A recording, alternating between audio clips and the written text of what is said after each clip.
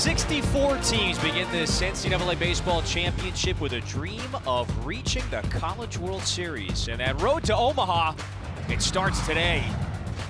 You're watching the NCAA baseball regionals presented by Capital One. And high above the campus of the University of Georgia, that is where this Athens Regional begins. One of the better teams of the SEC, the number 7 national seed, starts its postseason journey today. The Georgia Bulldogs against the Patriot League champs, the Army Black Knights, today at Foley Field. So here is our bracket. 16 regional sites, double elimination format, so 4 teams duke it out until one is left standing.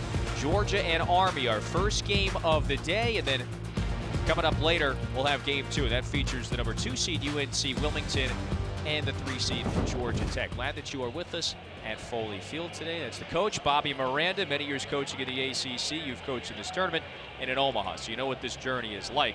Kevin Fitzgerald with you. So let's start with this Georgia team. Spectacular season. They turned in their best regular season in 5 years. 39 wins, an explosive offense that's one of the best in the country. Started the SEC regular season 5-7, under 500, and then won 12 of the last 18 SEC games. They've been on a heater ever since. No doubt about it. They have Army today, but first let's look around this NCAA regional weekend today. So what's in store for the SEC? Because 11 teams out of this league received bids into the tournament. That's a record. Among the top 8 national seeds, only Georgia won a national championship in the past. This tournament, Bobby, it's loaded with talent. We've got 9 projected top 10 MLB draft picks in the field, and one of them is right here at Foley Field today. That is the college baseball supernova, Charlie Condon. Captain America, video game numbers. Player of the Year in the SEC, soon to be Golden Spikes National Player of the Year. I have to read these numbers off to believe them. 443 average, 35 home runs, 75 RBIs, a 1,043 slug, not OPS, slug, and then a 558 on base percentage. Incredible. It's outstanding. The 35 homers, the most in a season in 27 years in college baseball. So he has been the headliner all year across the nation. So for these Army Black Knights, the standard setters out of the Patriot League, they're now the 6-time defending Patriot League champs, so 6 straight tournaments. For Chris Traz's team, if you want to pick up your first win in this regional round in 6 years, what's critical today? You're going to have to control the Bulldog slug. They're number 1 in slug and number 1 in OPS in the tournament. Number 1. If you control slug, you have a shot. You got to keep the ball in the yard. They have a great pitching staff, and they will need brilliant pitching this weekend in Athens. Georgia Army, first pitch coming up next. We'll give you the lineups and the starters when we return. Game 1 of this regional is about to get started. Georgia, the number 7 national seed, hosting the Army Black Knights, the Patriot League champs. And so this is Chris Traz's lineup card. Derek Berg is their headliner. Speaking of home run hitters, 15 for Berg, that led the Patriot League. And so he faces Leighton Finley, the sophomore from outside of Savannah, Georgia.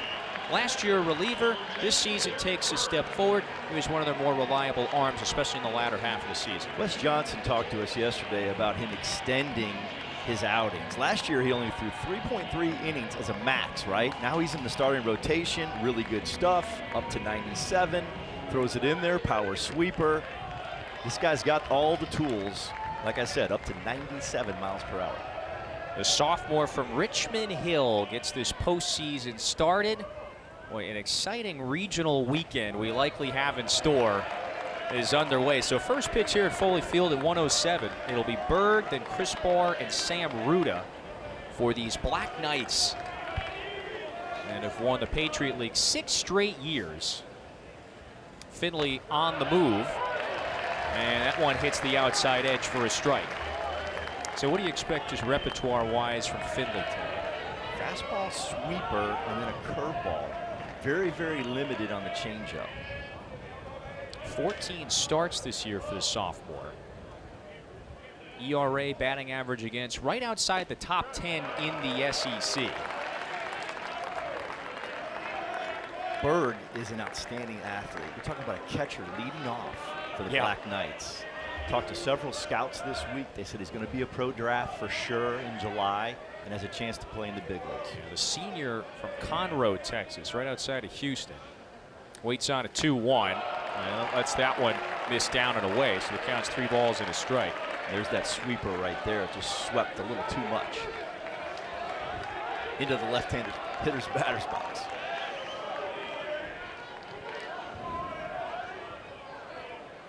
First start for Finley in a couple of weeks, and he walks Berg to get things started. Army, a veteran team. They certainly have one of the higher walk rates in the nation, relatively speaking, so it's a patient, disciplined squad.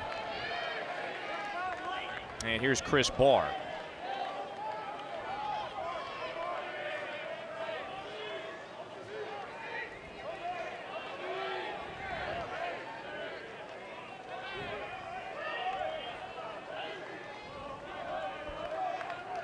Barr's a switch hitter, one of 2 in the lineup for Army. And he pulls that one foul. Now, Barr was sensational in their Patriot League tournament. At .329 average, best on the team. He and William Parker led this club in hitting.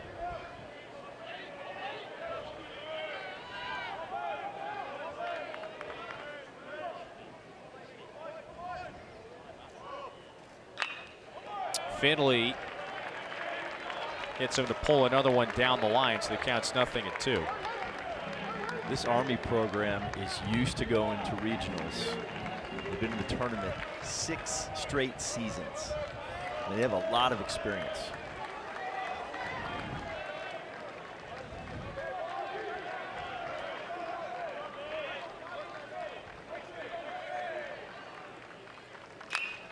Swing, and there's a blast out to right. This one's got some carry. Chadwick at the wall. It's gone.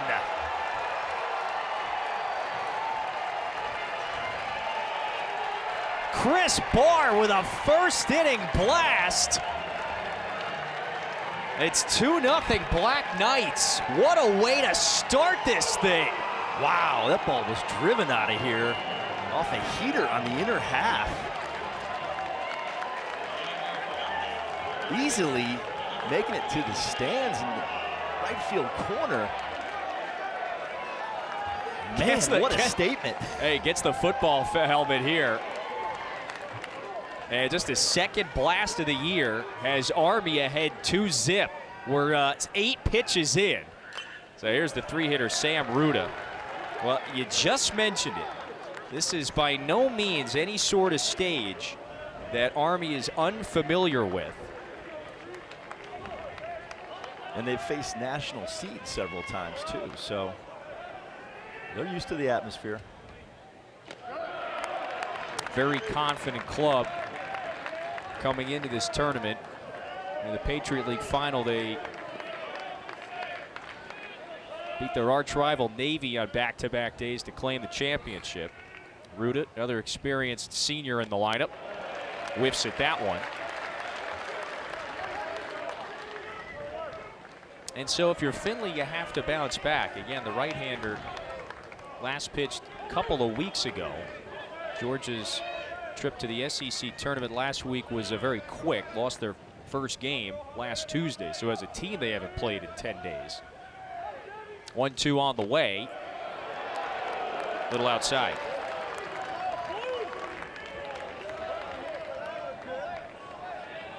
Like we said, very experienced regional caliber program. 6 straight seasons of going to a regional.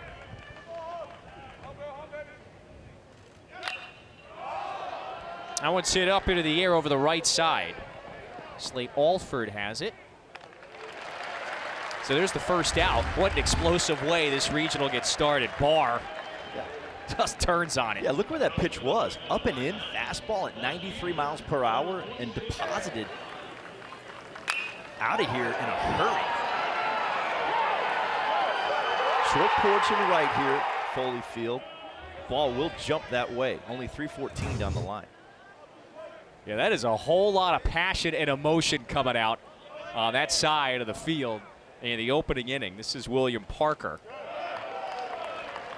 If you saw, they changed it up right there on the Black Knights 3-hole hitter, and now the 4-hole hitter gets an off-speed pitch. Lots of off-speed after the home run on the fastball.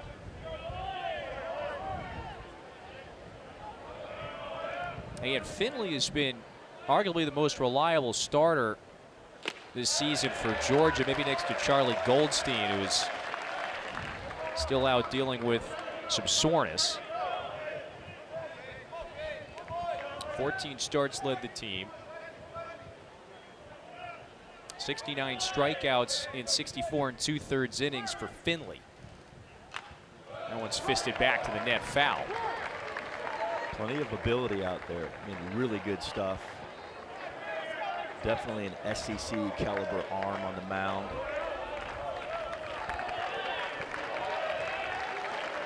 And again, just a sophomore, one of many in a relatively young rotation for Georgia. 1-2. Just away.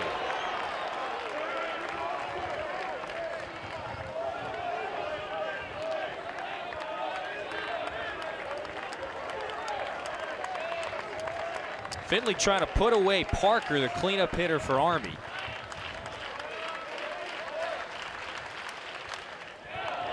And Parker fights that one off.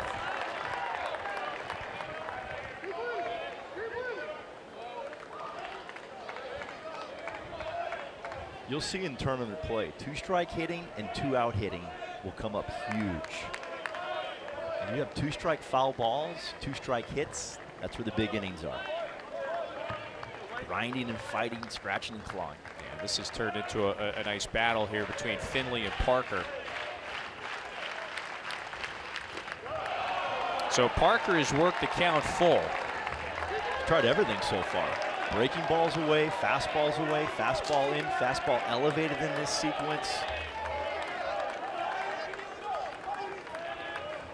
Parker, one of the many all-conference performers in this lineup, and fouls another away. Beautiful.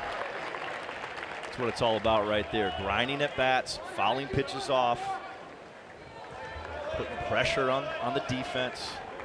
And so you got an 8-pitch at bat now for Parker. After the 2-run blast from Barr. So it's drilled out to right. Chadwick has a chance though, so there's 2 gone. Remember, it's only 3:14 down the right field line at Foley Field. So you've got the short porch and right. It's a nice pitch right there. He executed the pitch up and in.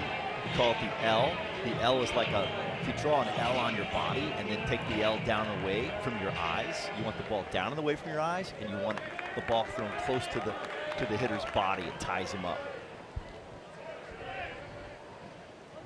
Finley now faces Braden Golinsky, senior from Greenville, South Carolina. Back-to-back years, he's now been named an all-conference individual, 9 home runs himself.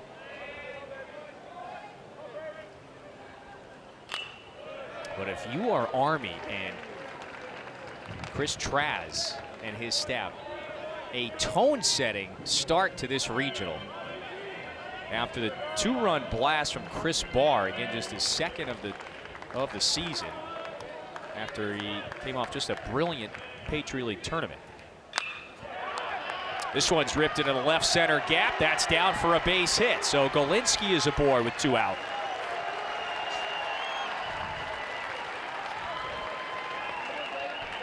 That's an off-speed pitch at 84 miles per hour. Just a really good job of staying on the ball to the backside.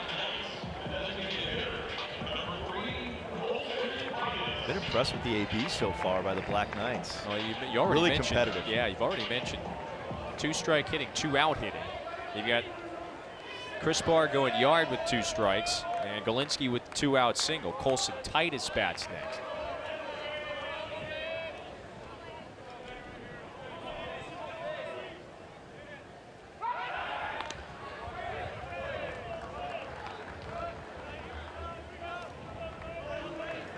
Georgia, the number 7 national seed, after a 39-win regular season, best in 5 years.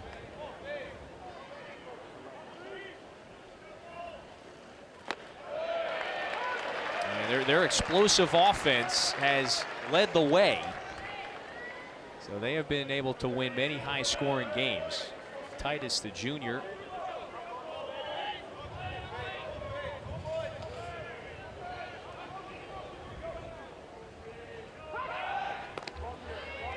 Finley trying to pay close attention here to Golinski over at first.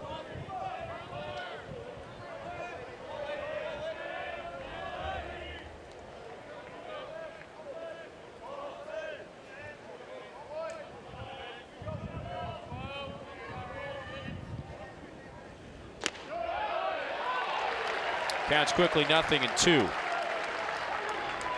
Golinski 12 for 17 stolen bases, so with 2 outs right here. It's even taking a chance on second, get in scoring position.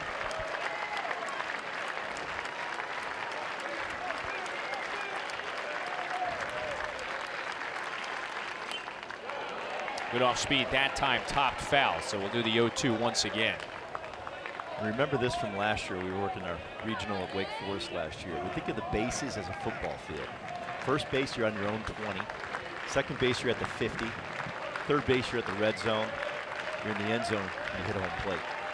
A lot of people think the third base is the red zone now. 0-2. It's over to Condon at third. Inning is over. Army, though, strikes first on Chris Barr's 2-run blast. We've got another slugger coming up. That's Charlie Condon. At the plate for Georgia in the home first.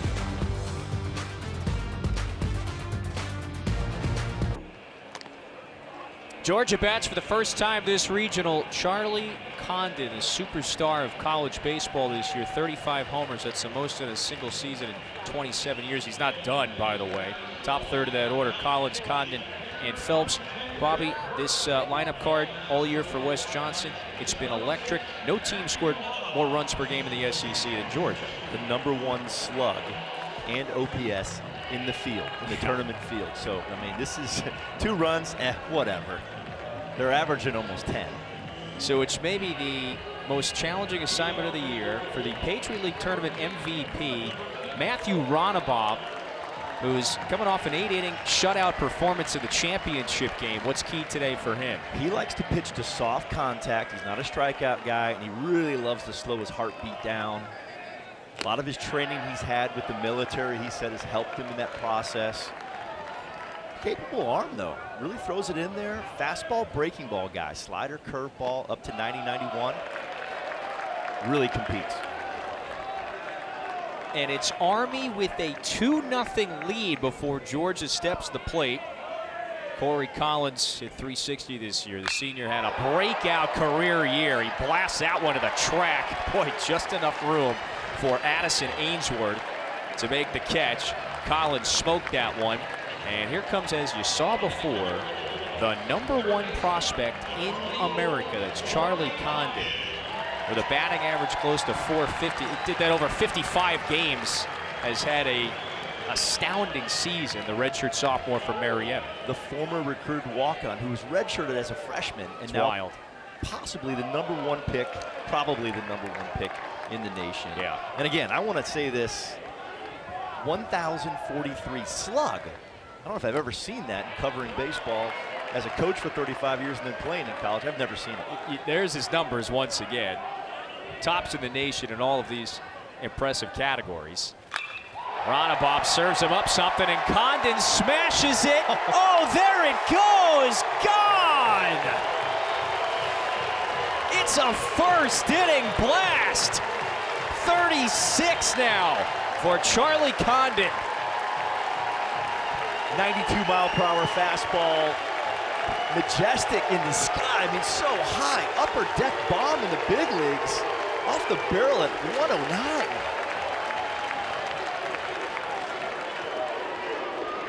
That ball was up and in. And so you get the home run mask leverage. Yes. Tall right-hand build on the right side of the plate. Condon is an impressive specimen. So Ronnebaum's got to go back to work against the freshman Trey Phelps. So, Bobby, we thought we might see A lot of dingers this weekend. We're not even out of inning number 1. We got 2 of them. Crazy. It's warm. The ball's going to jump here in Athens, Georgia today. Ball was hit at almost a 32 launch angle. I have to understand. I mean, that's launched. I mean, it was high. Phelps, a freshman from not far away, Kennesaw. Healthiest he's ever been this year. Right about now. Great stop at third. That's Sam Ruda. And there's 2 gone here. Yeah, hashtag majestic. I'm using your word. Goodness. Watch that. See how it's up and in, and he pulls his hands in. Take a look at it right here. Pulls his hands in and just buggy whips it to the pull side.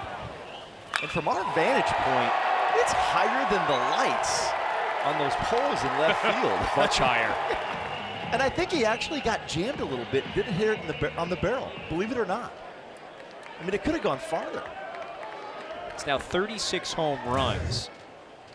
And again, he's trying to become the first player since the 90s to hit 40 in a season.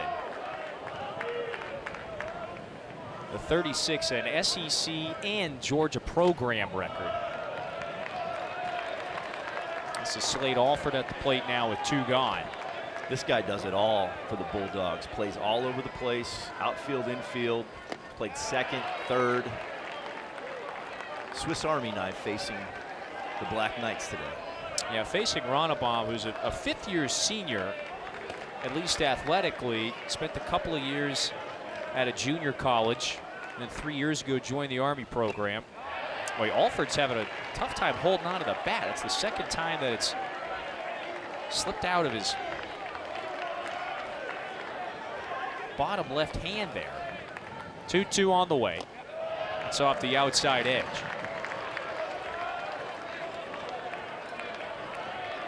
Ronnebaum posted a career-high 3.91 ERA. He won 6 games. This is 12th start of the year. And Alford slashes that one into right for a 2-out base hit. Brings up Dylan Carter with 2 gone. Great approach right there to the backside.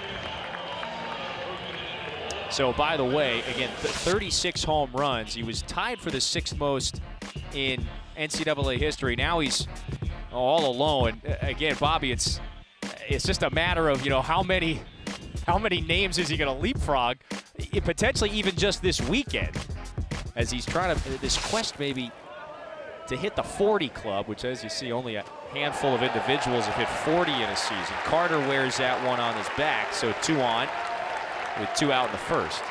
And you see Carter just rolling right there, holding his ground, rolling, taking his 90 gladly, not jumping out of the way.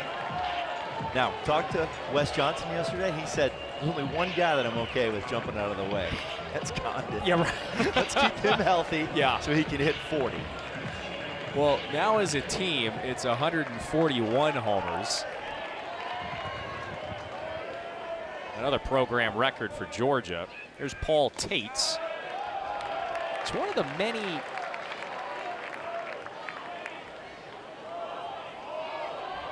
graduate transfers on the roster. It's now back-to-back seasons hitting 300 or better for Tates. Came over from Purdue. Pops this one up into foul ground. No space there for Lehman.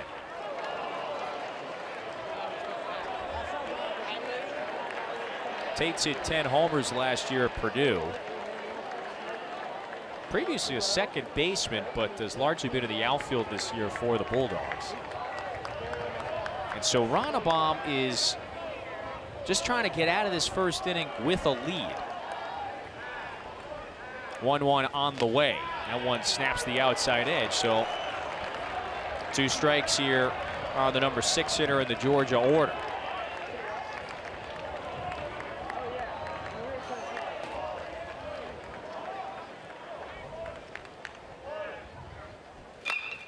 One-two is hammered down the line. This one is fading into foul ground. No play there for Ainsworth. Gave it a try. Well, you can see those stands out there and right. They're filled up. A lot of home runs have landed there this season. Great showing. And day 1 of this regional. Huge situation right here, Fitzy, for Army to get out of here with a lead this inning. Huge. With 2 on, Ronnebaum ready. Count evens at 2 balls and 2 strikes. Ronnebaum is as experienced as they come. 2-time all-conference first-team selection. Dealing with a couple of Bulldogs on the base paths. Count goes full again. Now you're going to look at these 3-ball counts all weekend. We're going to talk about it. In college baseball, any 3-ball count, the hitter gets on base 50% of the time. That's a 500 average. You okay with that? Would you take that? So you want to avoid these 3-ball counts at all costs. Wave and a miss, and so Ronnebaum retires Tate's inning over. But not before the nation's phenom blasts his 36th of the year. Watch this. Unbelievable. 36. Are you kidding me?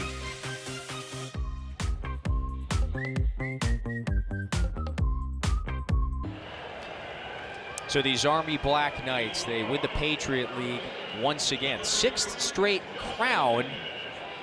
And they had 6 players named to the All-Patriot League teams at the conclusion of the regular season. Justin Lehman, he led the way. He was their pitcher of the year. And oh, by the way, Justin Lehman is leading off here. He hit 7th in the order. So the pitcher of the year is at the plate. He's had a fine season on the offensive side as well. It'll be Lehman, Ainsworth, and Schreck for this Army team that has a 2-1 lead, Bobby. Yeah, they're feeling pretty good about closing that inning out with a lead. Obviously giving up 1 run, but not 3 or 4. Left a couple of Georgia runners on, and so we have a 2-1 score here after 1 inning thanks to Chris Barr's 2-run blast over the right field wall, and then Charlie Condon's 36th homer of the season. A towering blast over the left field wall. That one's in there for a strike to Lehman.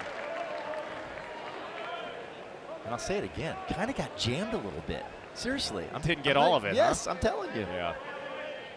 Still hit it a mile. Yeah, he's had a spectacular season, and so he picks up right where he left off in the first inning. Leighton Finley is back on the mound for Georgia. He allowed that laser of a 2-run blast off of Barr's bat back in the first. Ultimately was able to get out of it. Walked 1 as well in that opening frame. 15th start of the year for the sophomore Finley. 2-2 is slashed into the net.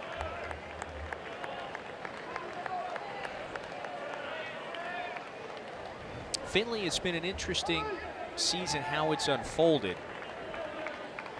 Early in the season, Wes Johnson was keeping him to a tight pitch count.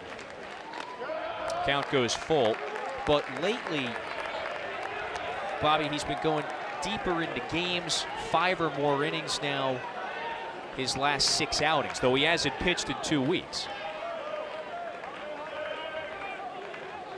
As the subtle wind on the mound off the end of the bat, tailing into foul ground. To your point, a totally different workload here in 2024 for Finley. And that's by design. Yep. And by need. And for Finley, there's an expectation change as well. Sure, you don't like getting yanked out of a game after 3 scoreless innings early in a season. However, it's just a second-year player making that transition. He and Wes Johnson have gotten on the same page expectation-wise. Payoff. So it's another leadoff walk. Remember, the Black Knights worked the leadoff walk in the first. Addison Ainsworth hits next.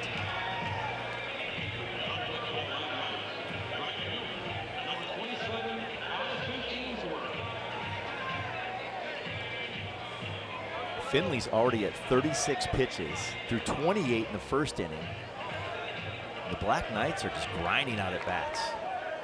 And that has been their MO to a certain degree, Army that is. Their walk rate as a team is top 40 in the nation. Ainsworth snaps that bunt attempt back. And like we talked about, you want to avoid those 3-ball counts at all cost. So far, Finley's already had 3 3-ball counts, and all 3 have reached base. I mentioned those recent starts where he's pitched deeper into games. 1-0 is a high chop that's fielded wide of the first baseline. Now, in all but one of those outings, he's walked 2 or more batters.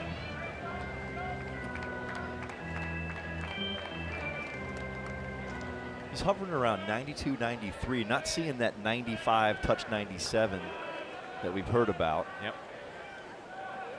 It's interesting. After all that layoff and rest. Again, Georgia as a team hasn't played in 10 days. They exited the SEC tournament rather quickly. Lost their first game to LSU that ultimately made the run to the championship game last week at Hoover. But even despite the layoff, Finley, again, his best ball was in April and May. Ainsworth right back to the mound. Finley thought about going to second. And that one's dropped, so Army has a couple of base runners on now in the second. Wow. It almost looks like it went right through the glove. Let's take a look at it right here. Just missed it. Didn't get it in the pocket. Interesting. So the Black Knights with a pair of runners on. Infield in at the corners. This is the number 9 hitter, Thomas Schreck. Anticipating the bunt right here. Outside edge for a strike.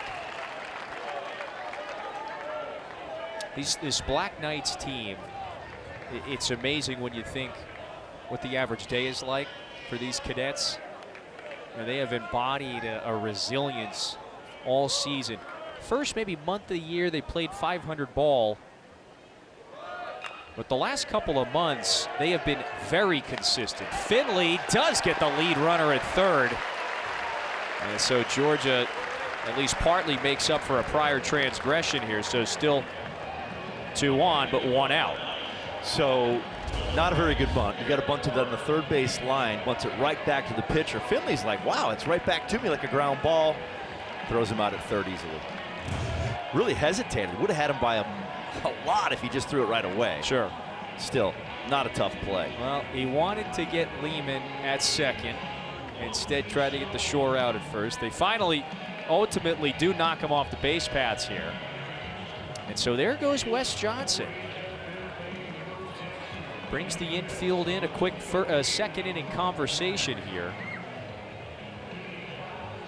It's highly just shocks me that Collins dropped that ball right there. Right. He has only 1 error on the season. And he's one of the top players in the country. Plays incredible first base and can really, really hit. Only 1 error. Yeah, we talked to him yesterday. Very uncharacteristic of the senior. Wes Johnson, by the way, he would like to get back to Omaha, wouldn't he? Last year as LSU's pitching coach, won a national championship. And the first-year head man has Georgia as a top 8 national seed. So back to the top of the order. This is the very dangerous Derek Berg. As you mentioned, the catcher hits leadoff here. 15 homers, 16 doubles. Both those figures led the team. This is their best player, best athlete in a pro draft. Potential in July. But so one time through the order for Army, and everybody has either put the ball into play or they've walked. So let's unpack that for Derek Berg as he waits the 2-0 here. What are his characteristics, tendencies that's going to translate to the pro side? Well, first off, athleticism. Yeah. Okay, and then I've had some people tell me, some very, very respected scouts, that he's a future big leaguer. Depends if he gets in the pro ball and does the job. You got to perform, but he's going to get drafted pretty high. Trying to bring home another Army run. Swings and misses at the 93-mile-an-hour heat. And that's already 46 pitches, and we're not even through 2 innings. This explosive senior year for Berg. 2-2 on the way. Swing and a miss. There's the first strikeout for Finley, and there's 2 gone. Just challenged him at the latter stages of the at-bat. That's a well-executed pitch down and away, 92 miles per hour, just perfect pitch. We talked about the L. That L is down and away from the body and then rides the body. Yeah. Draw a little L. When you execute it there, it's very difficult to hit. So here's the man that took him deep in the first inning, Chris Barr. Couldn't check the swing. That's a really good breaking ball right there, but think about it. He turned on a 93-mile-per-hour fastball up and in. What'd you see right there? An off-speed pitch. Yeah. It's all about adjustments. It's a chess match.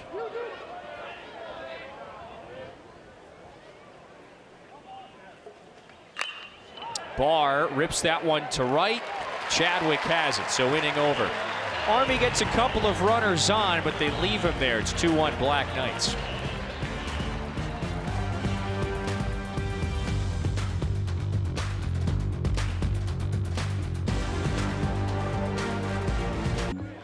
.39-win season for these revamped Bulldogs.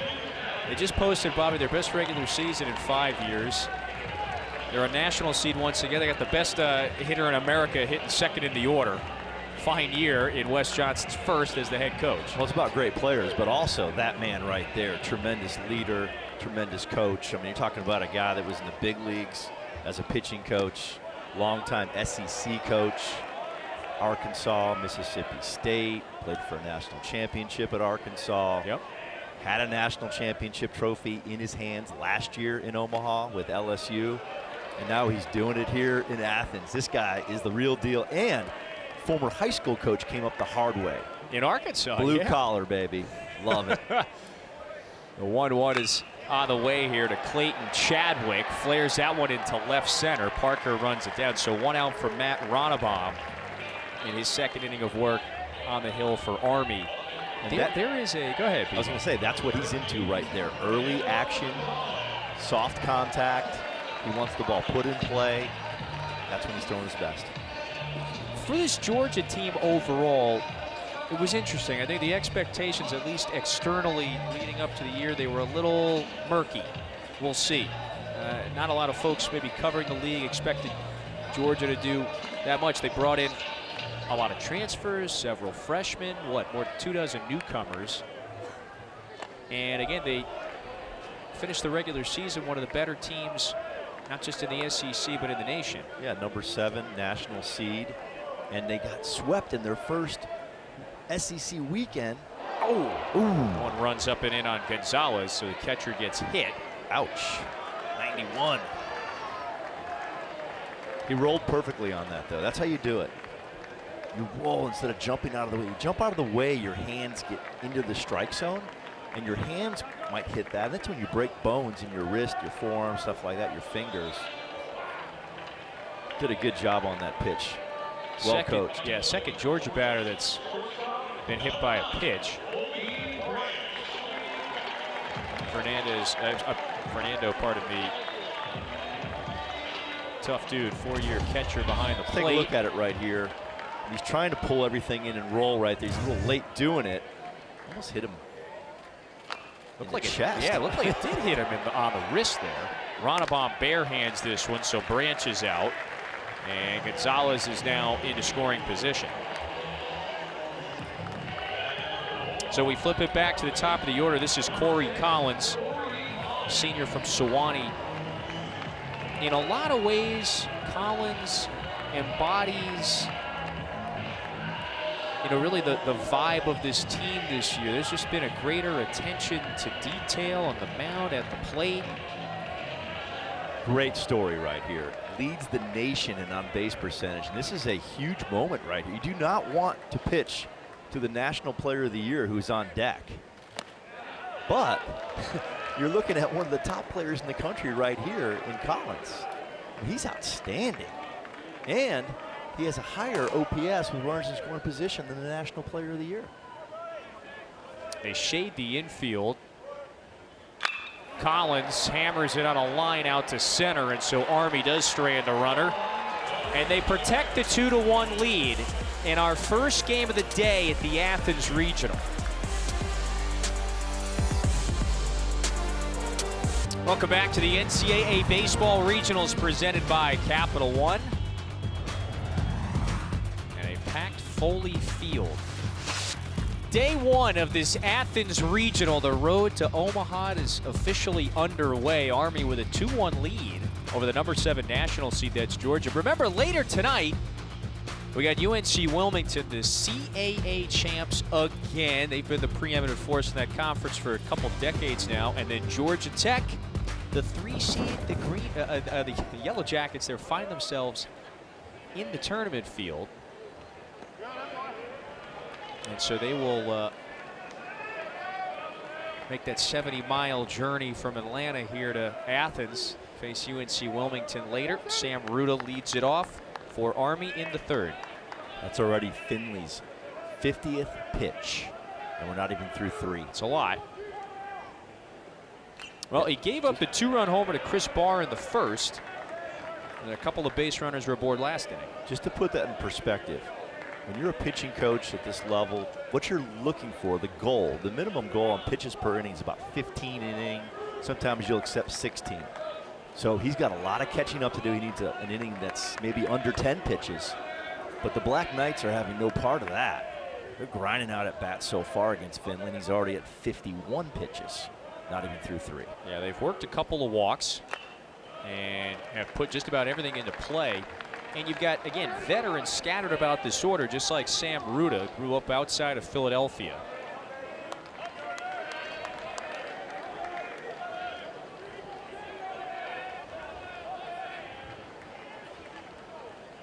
Ruda is going to finish his career as a 4-time all-conference selection. It's been a dazzling career for the vet. This one's over the right side of the diamond.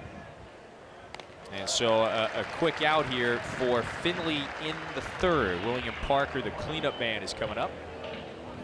We talked to Ruda yesterday. Wow, what an impressive young man.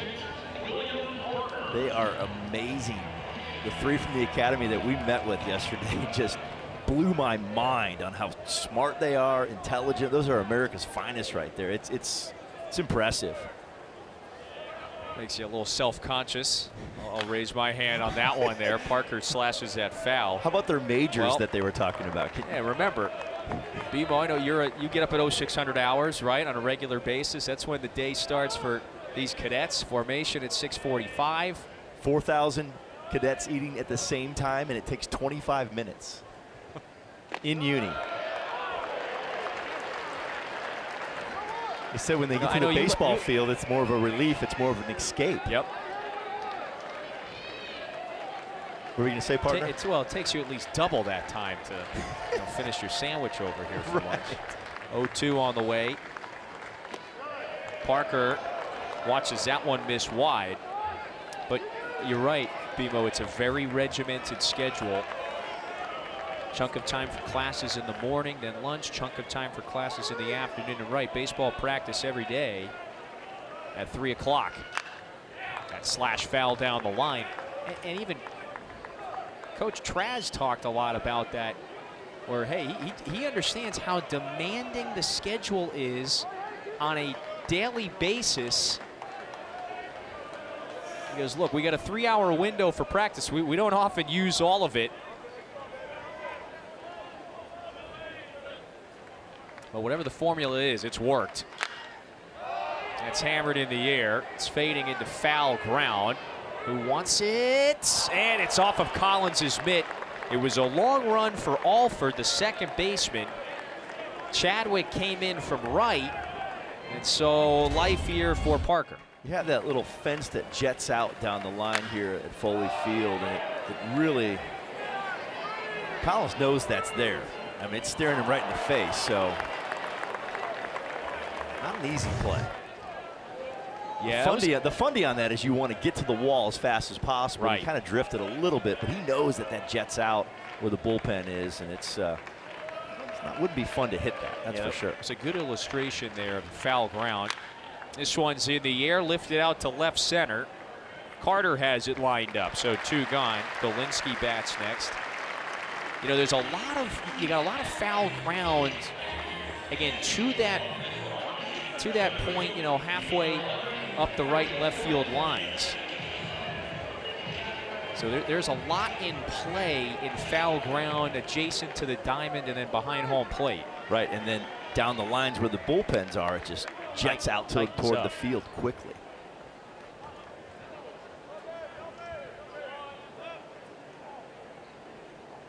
This is Golinsky.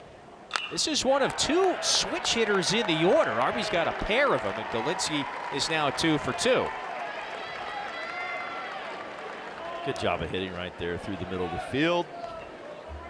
And again, extending innings. Finley would have loved to have a quicker one right there, and now he's got to face another Black Knight hitter. Well, Finley is coming on his latest outings in SEC play. 8 strikeout performance against Florida. 7 punch-outs at South Carolina. 11 against Vanderbilt in just 6 innings on May 3rd. Again, we're almost twice through the order. Army's only struck out once. They put a lot into play. This is Colson Titus. And you've talked at length about it already. 2 innings through, they've worked some deep counts against Finley. They're well coached. They are scrappy and grinding. And of course, the toughness part is not an issue right there. You know they're tough. Their lifestyle is tough on a daily basis. Just to get in there and survive on a day-to-day basis, you have some serious toughness about you. Yeah, no doubt about it. And I'll take toughness over talent any day. You know, it's a good thing. And all of these guys, they are going to go through their 5 years of service. Of course, some exceptions if you are going to play pro. For example, Berg, we've talked about his pro potential, but yeah, it is a unique lifestyle in a lot of ways. It's a privilege to be able to tell their stories. Finley coming home. Oh, this one is juiced. It's got some flight back at the wall. This one's gone. Colson Titus takes Finley deep, and Army extends the lead. It's 4-1. A breaking ball, that sweeper hit out front to the pull side. 102 off the bat. Backspun in the air. When you pull the ball to the pull side, you want it in the air out front. We're going to see it here in a sec. Just up and in. Beautiful. That's just how you hit a breaking ball. You hit it out front to the pull side, not on the ground, and backspin it out of here. Excellent approach. Disappeared into the trees right beyond left field. The Black Knights with a pair of blasts in the opening innings here. Justin Lehman takes that one on the outside edge for a strike. And how that happens is this, okay? He fouled a pitch off earlier with his chest on the plate on a fastball, 92 away, and that sets him up for that breaking ball that's softer to pull, but stay on it. Titus and Barr both entered this tournament with just 1 homer.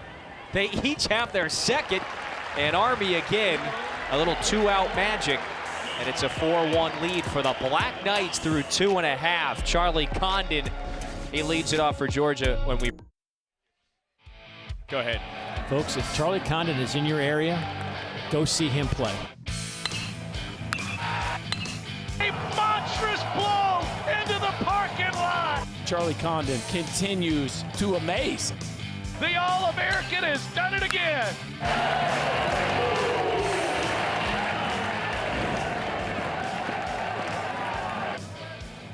Charlie Condon, he is the #1 rated prospect in this field and in the upcoming MLB draft. The redshirt sophomore from Marietta, Georgia, is as impressive as they come. You know, He just blasted his 36th home run of the year. Most in a single season in 27 years. Is sitting close to 450, leads the country in batting average, home run, and OPS. He's the very mild-mannered yet courageous slugger who takes great pride in his path. He was very lightly recruited coming out of high school. Rips that one through the left side. That's a base hit and likely extra bases here. He's going to turn the corner. Parker in left was shaded closer to center.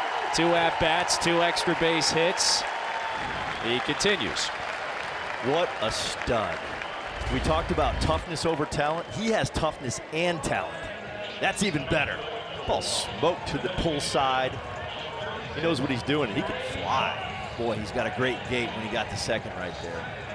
You know why he's going to go 1-1. Look at that athleticism. But hey, toughness over talent. How about talent and toughness? It's unfair. And for a lot of players in this tournament then who may face him. Yes. Trey Phelps, a rookie, has been terrific this year. Rolls that one over to third, so there's 1 out. That'll bring up Slate Alford.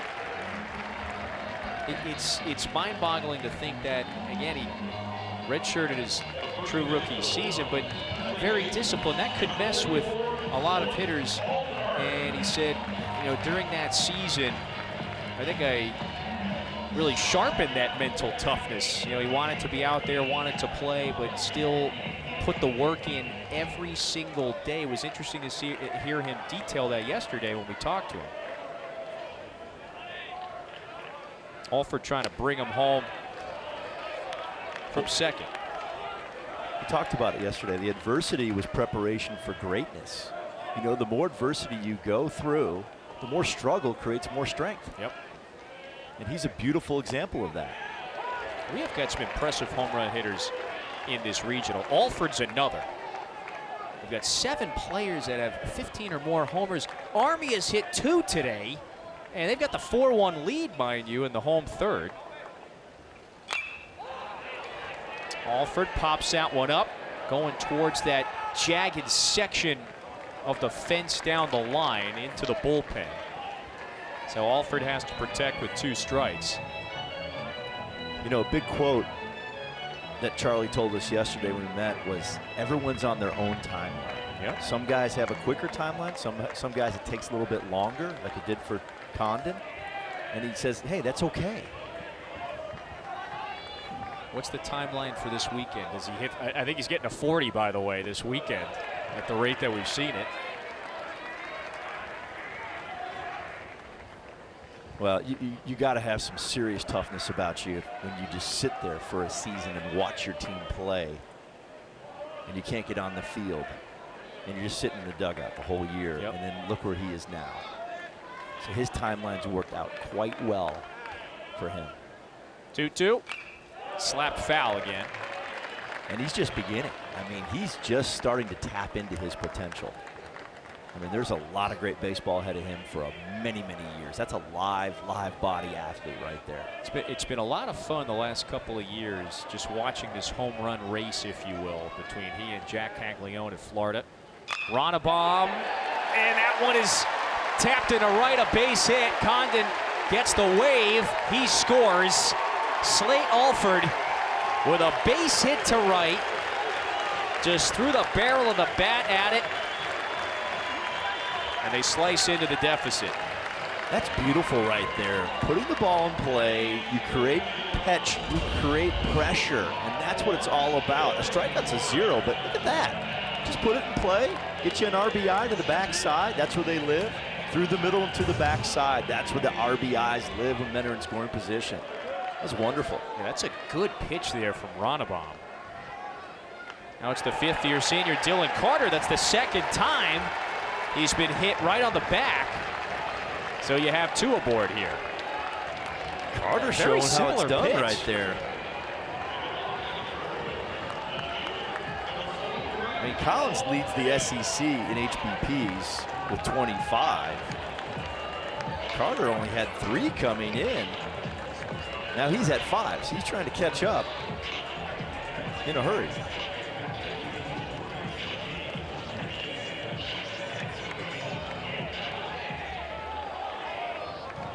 Long way to go in this game, and this Georgia offense is extremely powerful. So another big moment right here. With one gone for Ronnebaum. Paul Tate smashes it into center. Golinski was playing back, has to field it, bobbles it, and so here comes the runner around third. Alford initially stopped at third. He comes in to score. Paul Tate puts it into play. Good things happen there for Georgia. Again, we talked about through the middle of the field. That's where the RBIs live, through the middle of the field. Look at that right there. Just talked about it. Backside through the middle. And then this ball's bobbled. Leishman did an unbelievable job. Watch this. His head's on a swivel right here. He takes a look.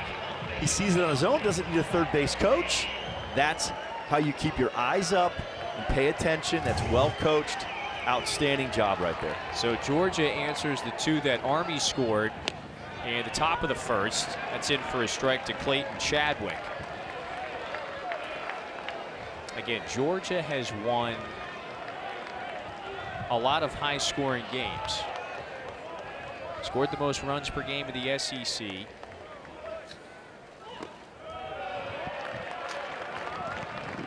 You know, just like this, it's a one-run game. Just like that, boom, you know.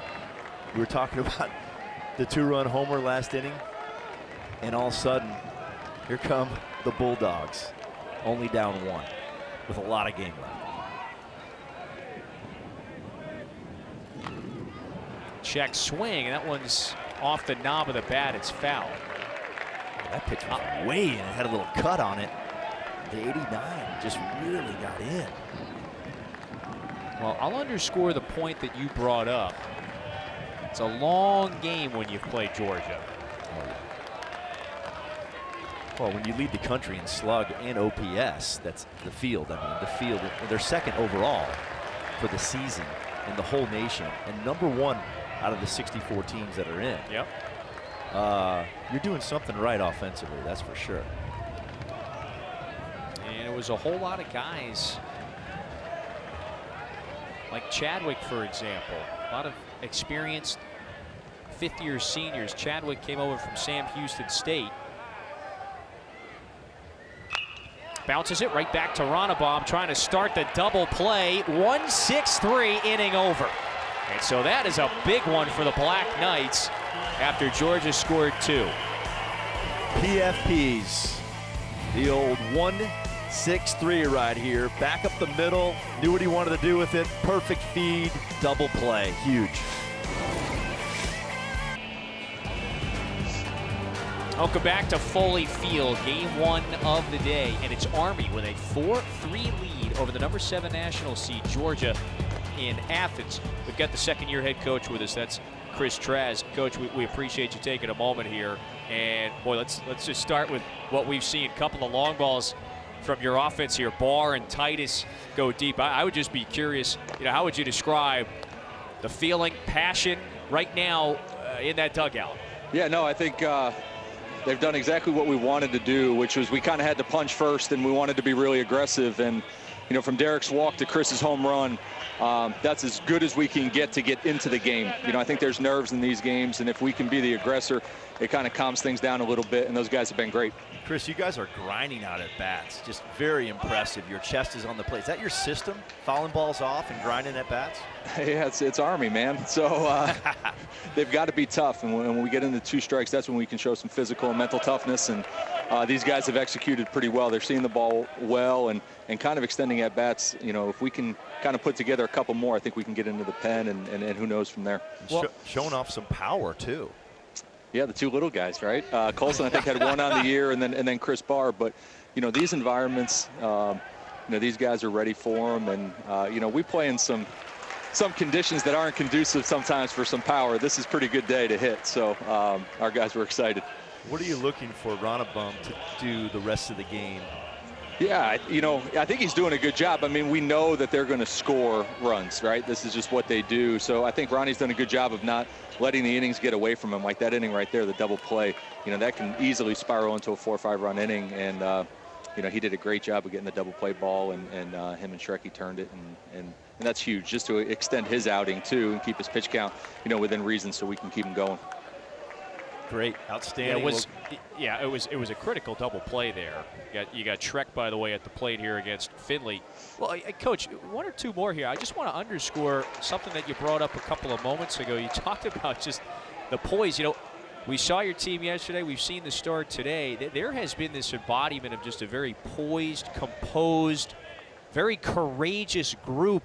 What does that look like throughout the year from your vantage point with this particular crew? Yeah, they grow up really fast at West Point.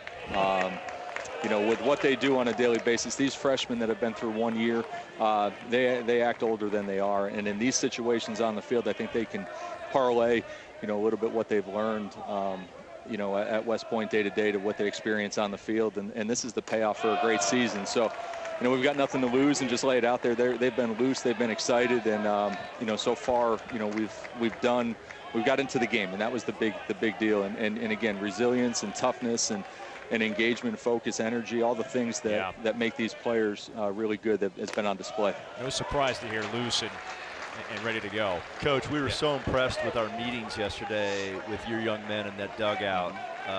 What can you say to that? Just one more thing about their academics too. It's amazing. Yeah, what they go through is awesome. You know, we're able to recruit really good baseball players, but we're able to recruit elite human beings. These guys want to be great in the classroom. They want to be great people, great leaders, and they're part of something bigger than themselves at West Point. You know, they have a sincere drive to help others and to be the best that they can be in whatever they're doing, and it's just a privilege to be able to coach here and be around these guys every day. And we appreciate their path that they're going to take, their service for our country, and what they do, the sacrifice that they have at the academy and then after the academy for our great nation. We really do. We really appreciate it. No, these guys are they're the nation's best, and they're pretty good baseball players too. You'll see a couple of them on TV soon playing baseball, and a bunch of others will be leading our country in the United States Army all around the world. Yeah, well, they're showing the toughness there. Schreck wears that one, so you got to run her on. Coach, we appreciate you taking a few extra minutes here to stick with us. Good luck the rest of the way. We look forward to talking with you this weekend. Sounds good. Appreciate it. Thanks, guys. So Army's got a base runner now with one out here, and again with a one-run lead. They scored the first runs in the opening inning, added 2 more in the third, so they have led from the start here. Again, long game, we're only here in the 4th, but the number 9 hitter Schreck is able to turn it over to the top of the order, and now you got Derek Berg, very dangerous bat, about to step in here. So Gonzalez senses maybe the significance, goes out there to speak with Finley. Their guy right take a here. moment to remind you, NCAA Men's College World Series begins Friday, June 14th. The 45th consecutive year. It's on ESPN. And the finals begin Saturday, June 22nd in Omaha. For more information, go to ncaa.com. Which 8 teams are going to be there in a couple of weeks? We showed you a little while back right off the top there. It's 4 straight national champs out of the SEC, 5 out of the last 6. We're dropped Arkansas pop-up away from maybe it being 6 in a row out of the SEC. This one is skied over the right side. So 2 out in the 4th. Chris Barr hits next. We didn't bring that up yesterday, you know, in our meeting with West. He unfortunately had a front row seat for that. By the way, speaking of Barr, look at how he turned on this one back in the 1st. Talk about setting the tone about 7 pitches in. And you heard Coach Traz mention a moment ago, he goes, the little guys. Barr comes in here with 1 homer. He goes deep. Titus, who went yard 2 innings later, same thing, 1 homer in the regular season. And he went deep in the 3rd. So 3rd time at the plate here for Barr, who had this spectacular Patriot League tournament. It was 8 for 20, had a hit in all 5 games. It's interesting how the Patriot League tournament is structured. You top 4 teams make it, and it's best 2 out of 3 in the semis and the finals. So they beat Bucknell, and then they beat their arch rival Navy. So it's nice to get back here. You go 5-2 against Navy. That's that's a pretty good season as well. I'd say they're liking that a little bit. Yeah.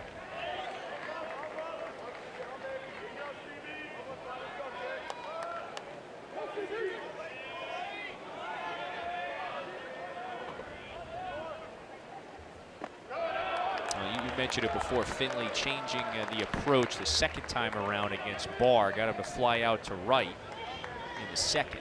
Trying to slow him down a little bit, and then they sped him up late last time and got him out. He can definitely turn on a fastball. He proved that earlier in the game.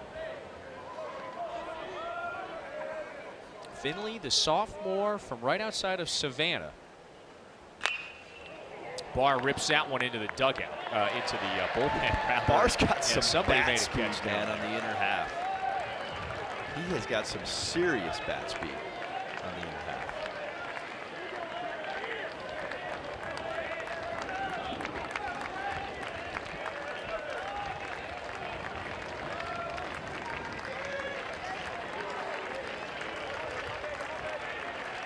Finley trying to retire the side. And a 2-2 count instead. He checks on Shrek.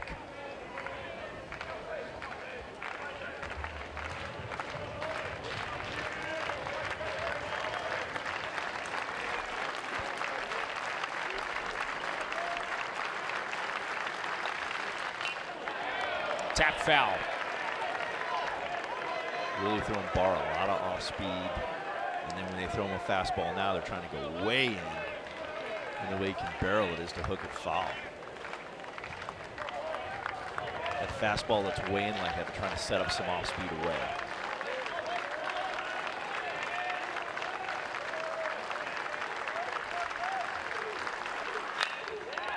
Into right, that's a base hit. So the inning continues.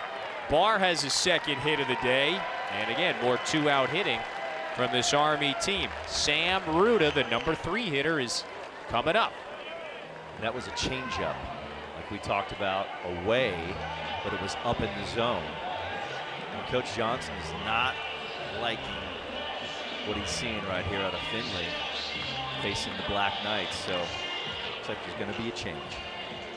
Johnson makes the call to the bullpen. Finley, a little more than twice through the order, allowed 8 base runners to reach. A couple of homers. Wes is saying, let's go. And so he is going to the bullpen here in the 4th inning. Army with the lead and with runners on.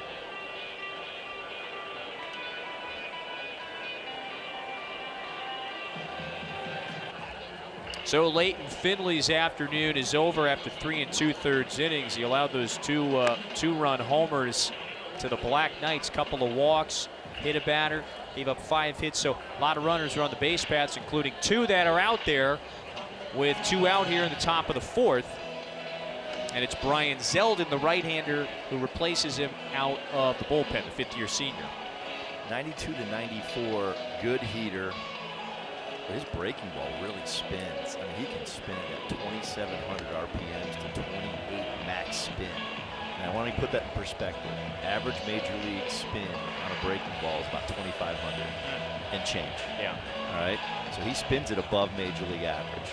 So you're going to see more of a fastball, slider, and occasional curveball guy right here. Try to neutralize those Black Knights hitters and their approach.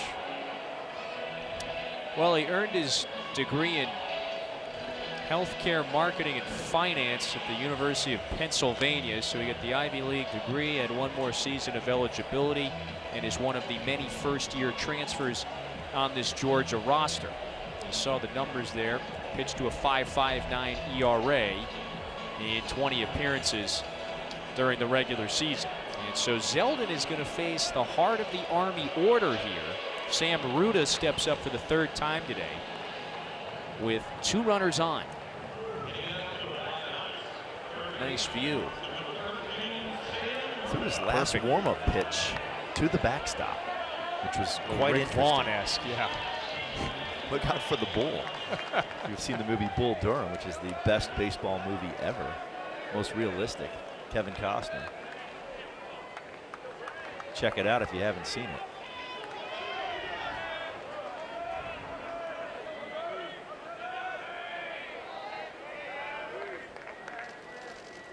Sam Ruda saying, all right, Meat, let's see what you got. And this is the 3rd time they're going to get him to pop out. 1 pitch is all Zeldin needs to get out of the jam. Still a 4-3 game. And we'll talk to Wes Johnson, Georgia's head coach, on the other side.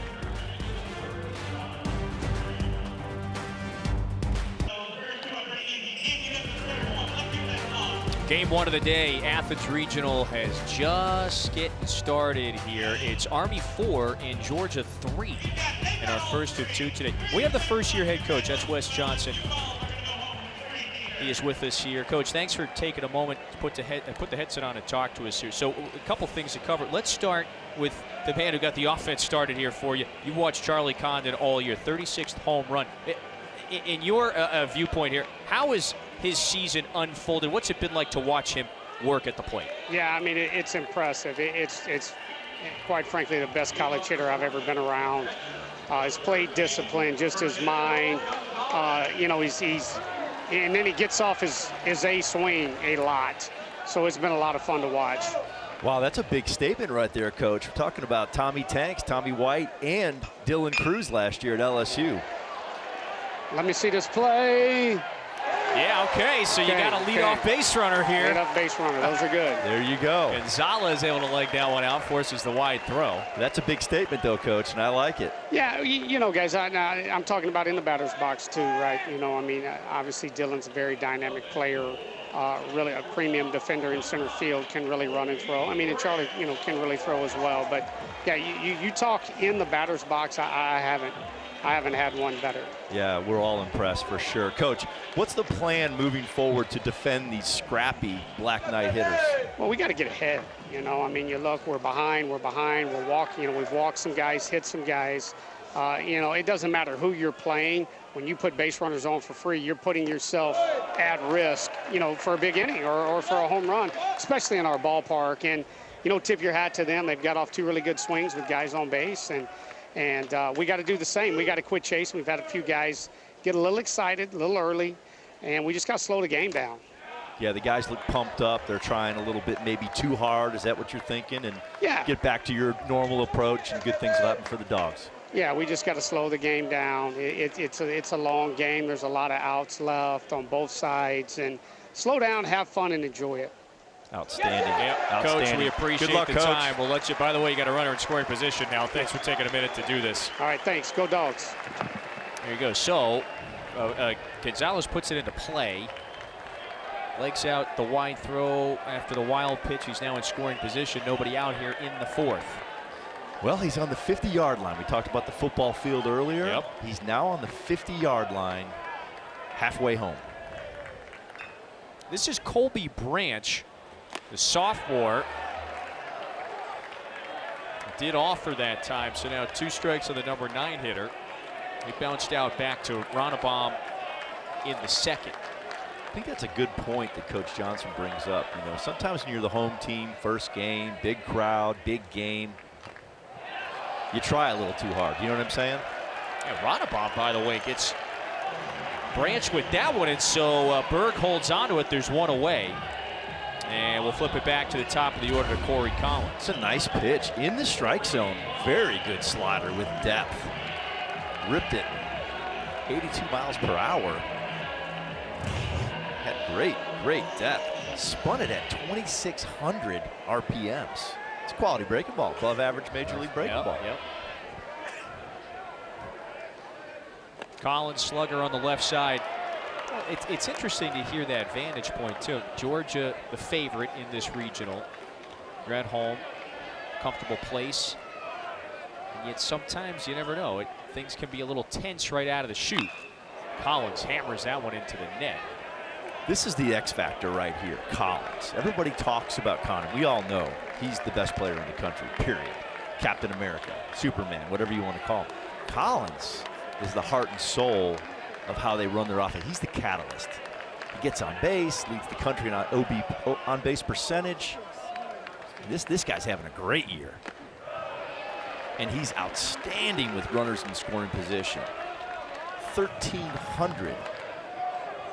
It's like, it's unbelievable. Doesn't make sense.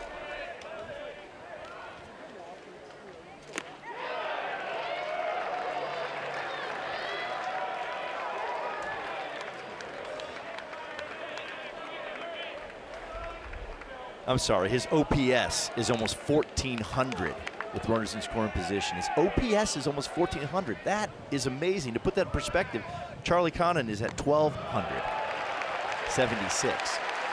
So he's 100 points better than the National Player of the Year with runners in scoring position in OPS. Are you kidding me? Yep. It's hard to imagine. Collins, the ultimate veteran, 4-year starter, swings and clobbers it. That's fading foul, though.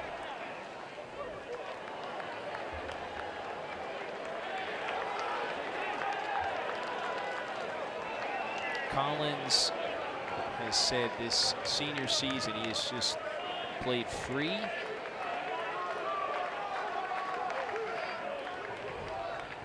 Payoff. Swings and mashes deep out to right. Collins watching it to the wall. It's caught there right in front of the track. Runner tags from second. And so Georgia's got a runner now at third base. So Collins mashed that one to the track. And so can his counterpart, Charlie Condon, who mashed his 36th home run of the season, a towering blast over the left field wall. Let's see if he can. I'd be surprised if he hits right here. I would be totally surprised if he hits right here. Well, they just intentionally walked him. Yes, two bases open. You're not going to pitch the National Player of the Year, Golden Spike, soon-to-be winner, Superman, Captain America, all everything. Not in this situation. You got your comic book open over there. Yes. Yeah, that one drew some boos from the crowd. So runners at the corners, and Ronnebaum, again, the 5th-year senior, is going to go after the freshman here, who he's twice gotten to bounce out to third. Phelps has turned in a fine rookie year. Landed on the all-freshman team.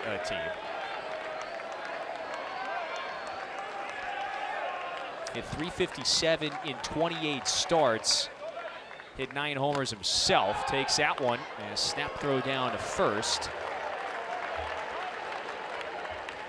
It's a little late. Army has led from the jump, protecting a 1-run lead with 2 out in the 4th. And they've done a great job of minimizing innings.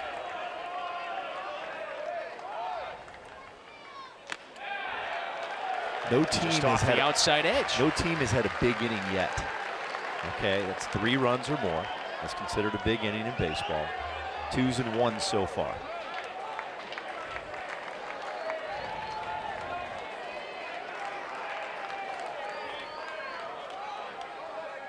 Ronnebaum deals. And so a favorable count now for Phelps. And you'll see in college baseball at any level, actually all the way to the big leagues, these big innings happen with 3-ball counts, which we have right now, and 2 outs usually. You have to get a lot of 2-strike hits or 2-out hits to get a big inning.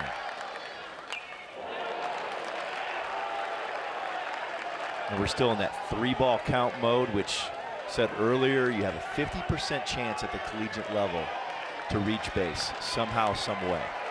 50%. So that's why you want to avoid those 3-ball counts at all cost. That's what Finley was doing. He was getting the Black Knight hitters into 3-ball counts, and they were having success.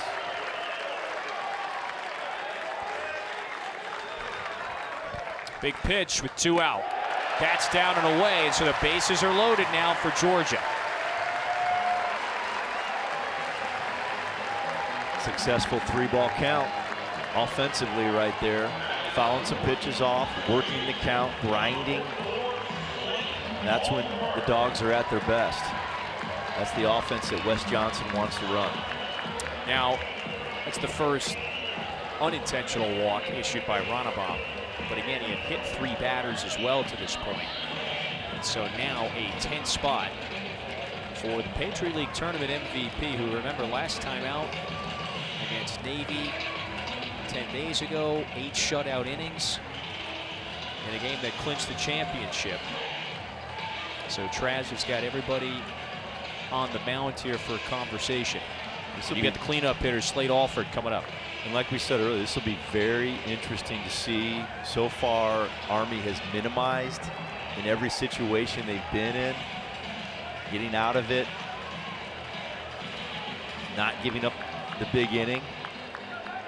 Big double play ball, 1-6-3 earlier in the game. Great opportunity for the offense on the Georgia side of the ball. Look at that crowd. Yeah, you can feel the anticipation. The energy is just bubbling up right now. Ronnebaum gets Alford. Foul tip that first off-speed pitch into the mitt. So a nice way to start the at-bat. Alford, the junior from Madison, 3 grand slams. Behind in the count, 0-2. So he starts him off with a couple of breaking pitches.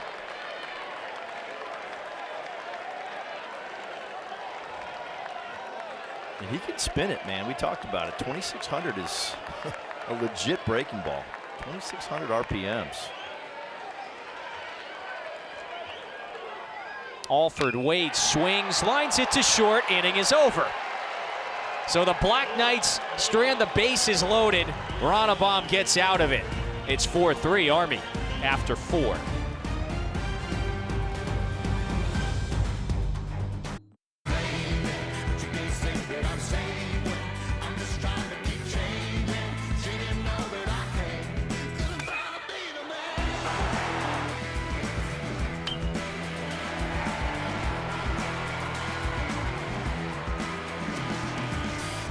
College World Series begins in a couple of weeks in Omaha. So there you go, 11 SEC teams in the field. That's a record, 5 national seeds to go along with the ACC, the most in the field this year. So the SEC has produced 5 of the last 6 national champions. Georgia, by the way, they would like to be the 6th different national champ out of the SEC over the last 7 years. We start the 5th inning with Brian Zeldin on the mound. William Parker leads off for the Black Knights, who have a 4-3 lead in this opening game of the regional. This one is sprayed back to the gap in right center. Parker splits the gap there and has a leadoff double to start the 5th inning for the Black Knights. Nice piece of hitting there. That one just kept carrying and carrying out to that deep right center track. That ball had a lot of backspin, really good swing staying inside. It was more on the inner half, like middle in, and then he stayed inside it, and it was perfectly placed between the Georgia outfielders. Look at this right here. They're really spread out in the right center gap, and it just lands perfectly right there. It's almost like an 8-iron. You know, you're on the golf course and just right on the green. Just perfect placement. A short game's been an issue of late, about 150 and in. Braden Galinsky, number 5 in the order. Well, I would say Parker, speaking of placement, would have had about a 6-foot putt with that one. Yeah, it was perfect. And Army's got a runner on here. So again, 3rd extra base hit of the day so far for the Black Knights. The Patriot League champs, who have played very consistent ball, very consistent baseball the last couple months or so. So they play, of course, their season series with Navy. You know, right out of the chute, they scuffled a bit. They were just playing 500 ball the first 20 games of the year, and all of a sudden they had this comfort behind win against Navy, and then went 22-9 the rest of the season entering this tournament. So a very confident group, veteran club, including Galinsky, the senior from Greenville, South Carolina. And they keep applying pressure every inning on the Bulldogs. I mean, every inning. It's not a 1-2-3 situation. There's always a base runner. They've had runners on in every frame. This one just getting started. This one's in the dirt. So Zeldin, by the way, this is just the 3rd batter he has faced. Wes Johnson went to the bullpen an inning ago. Leighton Finley, the starter, only lasted 3 2/3. So Zeldin, who pitched in this tournament a year ago at Penn, where the Quakers made it to a regional final in Auburn last year. Penn has all kinds of players playing Power 5 baseball right now. Duke's best player Duke's best player, Ben Miller. Look at his numbers. And he played at Penn last year. He's outstanding. So back in the third inning, Colson Titus got a hold of this one. Finley knew it immediately. Just the second homer of the season for the junior. Talk about in a critical time. Your postseason just getting underway. So he now faces Zeldin with a pair of runners on. Looks like he's going to bunt right here after hitting a 2-run bomb last inning, 2 innings ago. That was a clinic on how to hit a breaking ball to the pull side, out front, in the air with backspin.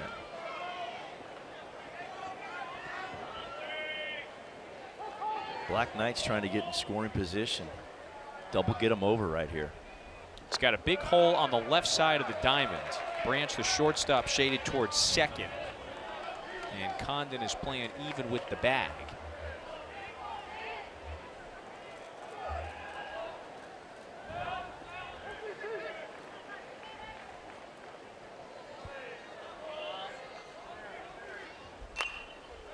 Swinging.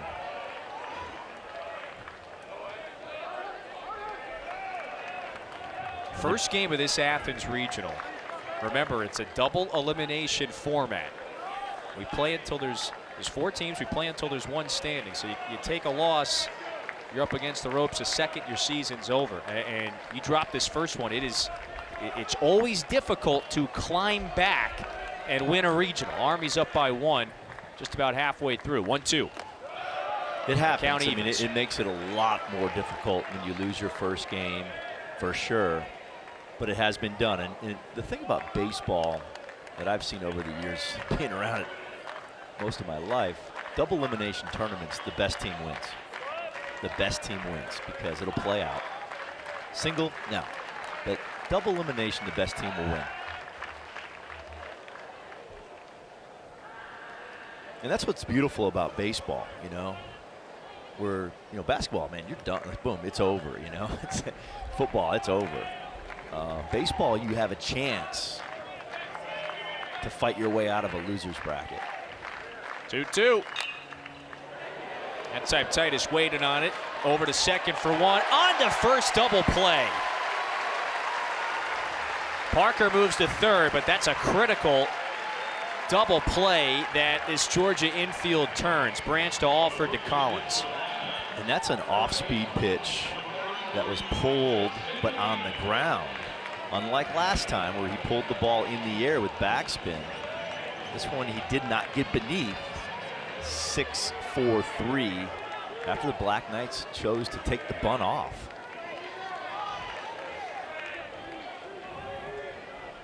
Justin Lehman still trying to bring that runner home. This one flared into center, stays up for Carter, and the inning is over. So Army gets a couple of runners on, but they strand one. Zeldin gets out of it. The double play critical. We're halfway through. Welcome back to the NCAA Baseball Regionals, presented by Capital One. Could have done it better myself. What's in your wallet? What's in your wallet? You've been waiting for that one all day.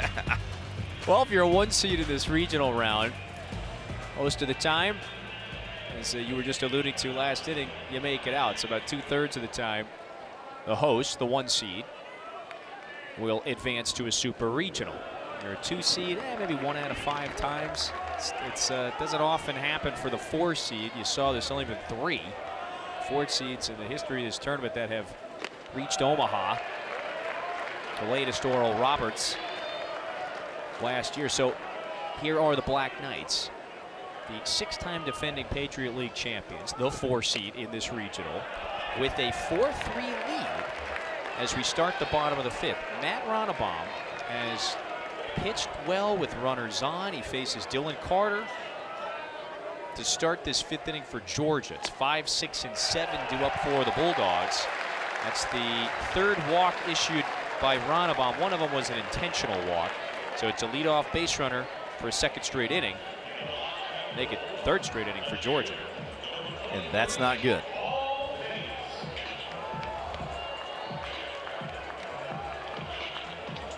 Hey, remember, you could scan that code right now. It'll take you to Squeeze Play.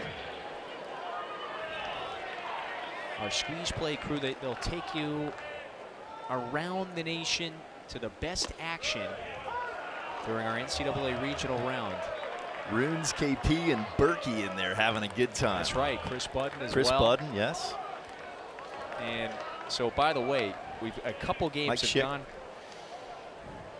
gone final. LSU, okay, the reigning national champs, they just walked off Wofford in their regional. Again, LSU, the 2 seed in its regional. Virginia, by the way, with a 4-2 win over Penn. So a couple of games have gone final already.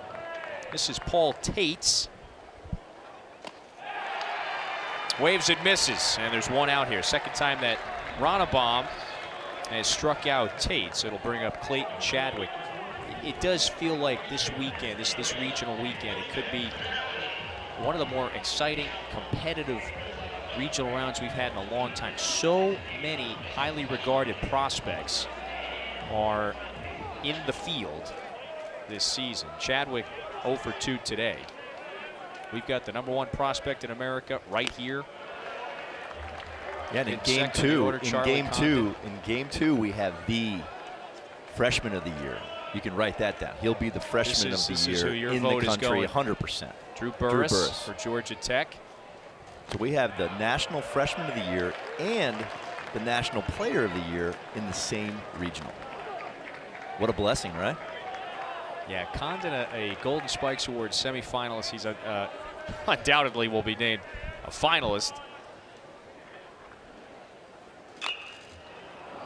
2-0. Did that one hit that lead foot of Chadwick? It did. He did not sprint out of the box. Our home plate umpire, Casey Moser, immediately signaled that this play is dead. So Carter goes back to first base. Yeah, so Condon now with 36. Burris, who you mentioned, hit 23. Tanner Thatch with 27 homers this season. Again, that's 7th in the nation. He has been the stud for UNC Wilmington. Right, and I'll tell you right now, if they had an award for sophomore of the year in the nation, he would be probably the winner of that award. He's already broke the home run record for the Seahawks in just 2 years at the university. So impressive. This one slashed down the line. That's fair. Chadwick has got extra bases. Long run for Parker to field that one in the corner. Carter around third scores easily. We're tied at 4. Great job of hitting to the backside. This ball is up in the zone. Take a look at it right here. Up and outside that L. Stays flat to the backside. Hits it down the left field line, and boy, oh boy, you can run all day in that corner. It's 350 down the line. You're scoring from first. And the Dogs have tied this up at 4. Not even through 5. Chadwick took an extra beat just to make sure that that one was going to plunk fair. Good off speed to start the at-bat to Fernando Gonzalez. The catcher is a single, and he was hit previously, so he's been on base twice. So now Georgia hit away from taking its first lead. Remember, it was Army that struck first at the top of the first inning. And this all started off on a leadoff walk. Yep. Boy, it's amazing, isn't it? Leadoff walks lead to runs and usually big innings. Well, Ronnebaum and the Black Knights were able to escape trouble an inning ago when the 4th began with that leadoff base hit from Gonzalez, who's back at the plate. Berg nearly throws it wide of second base. His second baseman, Barr, is glancing at third base dugout. It's almost like he's saying, hey, put the, let's, he says why not? He says he tagged him. Let's challenge it. I'll tell you what, Berg showed an absolute hand cannon right there. That was a missile to second base. I can see his pro talent right there throwing to second live. Saw him on tape, but that was impressive. The way he threw that ball. Does he get him? Right there on the foot. Yes. Wow. Does he get the cleat? If you can get a better look at it, it could possibly be overthrown. It looks like he's out. I think he's out. Yeah, he definitely makes contact with both cleats, really. Yes. Yes. And you're seeing this more often at first base, sometimes at second base, where the catchers will throw it up the line and you'll kind of hit the backside of a runner's body as they're diving into the ball and beat him to the bag. Look at that. Chadwick is not back. Yes. But how about the athleticism right there behind the plate? Hand cannon. Physical cat. I mean, he is impressive back there. That really was. You know, the throw was wide, but then you look at how it ultimately plays out, and it carried Barr's momentum right to the cleats here of Chadwick. They might have just showed it on the scoreboard here at Foley Field, and so there's only one section that is showing. And immediately Barr goes, I want a replay on this. Immediately he said that, so he knew. Yeah, there's going to be 2 outs here. This is, again, Casey Moser, our home plate umpire. 2 away. Man, that is an elite play right there by Berg. Derek Berg, the senior from outside of Houston. And the tag by Barr. I mean, you're talking about 2 athletic plays just to get the ball, make a tag, get his foot, and then Berg coming out of there. Man, he's quick as a cat. I mean, that is athletic. As advertised. Gonzalez strikes that foul, so now the count's 2 balls, 2 strikes. Watch it right here. Watch him throw. Look at this ball, just laser beam. Great tag by Barr. Nice play. Ronnebaum. That one's rolled to short. Schreck bobbles it, but he still makes the play. Inning is over. Georgia gets one, though, and they tie things up at 4 after 5 innings at Foley.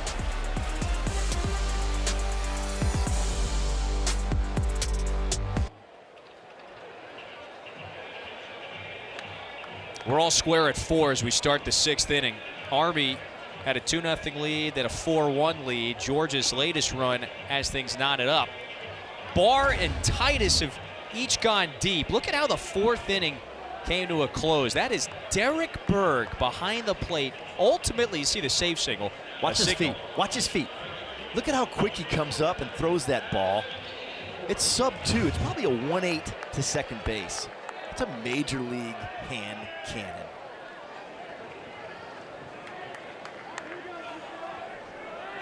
So it's 8-9-1 due up for Army to start the 6th inning. Addison Ainsworth leads off.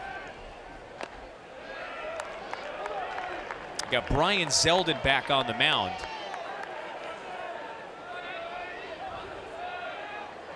And so that throw, it picked a runner off, ultimately led to the end of that 5th inning.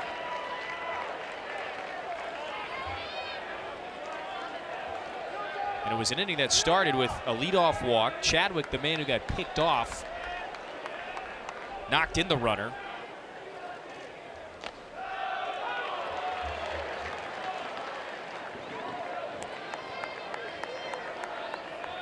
And so this competitive opening game of the day stays tied. And Ronnebaum, again, minimizing and working out of a jam. Keeping the big inning off the board. That's kind of his MO too. I mean, he's only hitting .218 off the Black Knight starter with runners in scoring position. Yeah, that's been the story for Ronnebaum. Remember the prior inning, he stranded the bases loaded.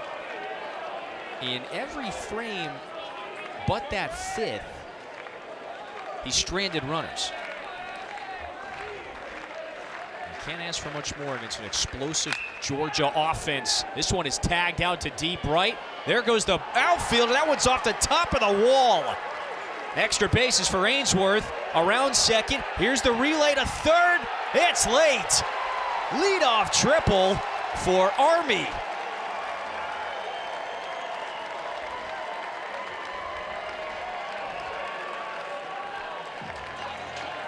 Ainsworth smokes this ball. Let's see the route right here. That ball really took off and kind of fooled the Georgia right fielder a little bit, but boy, it's smoked. It hits off the top of the wall. And Ainsworth wasn't sure about a triple. His coach brought him to third. Watch right here. He kind of hesitates a little bit. He's like, I don't know, I'm not sure. Oh, here we go. Let's get a triple out of this, and it's a banger at third. Black Knights are in business. Infield is in for Thomas Schreck. That's the number 9 hitter. So, by the way, BMO, it's not just Georgia that's had runners on in every inning. This is now 6 straight frames for Army with runners aboard. They get the leadoff man on for a 2nd straight inning. Couldn't get him in back in the 5th. That's on the outside edge for a strike after Schreck had pulled the bunt back. That's Ainsworth's first triple of the season and only his 5th extra base hit. So he wasn't used to running out triples. That's his first. It's a big-time blast. Mike Cole, by the way, the hitting coach, is in the third base box, wants a word with Schreck.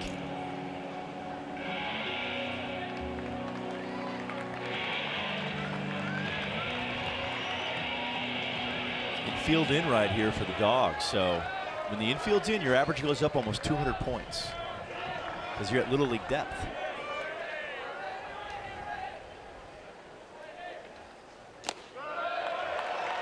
Just down and away.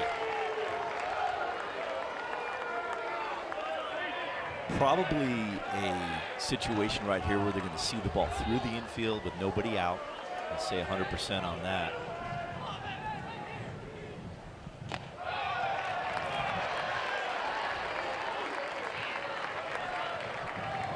That one, where did that was a little bit miss? Up, but yep. That's interesting right there. Favorable count here for Schreck.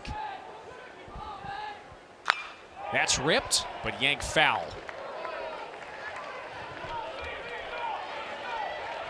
So Army trying to pull back in front after it lost its 4-1 lead over the course of the last couple innings. Payoff pitch with Ainsworth at third. Here it is. And slapped foul once again. So, again, these Army hitters, they extend at bats. Grind, grind, and grind. Toughness. Fouling pitches off. Making the Georgia pitchers work. There's no easy outs. We're at the bottom of the lineup.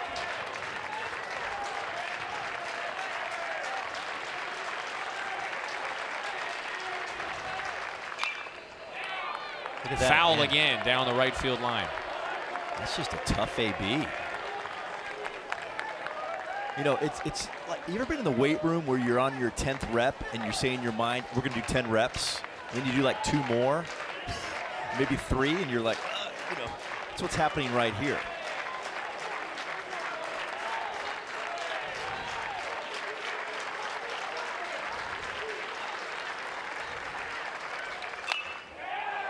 In the air, shallow left. So Tates has it lined up. Ainsworth ready to tag. Tates makes the catch. The throw skips late.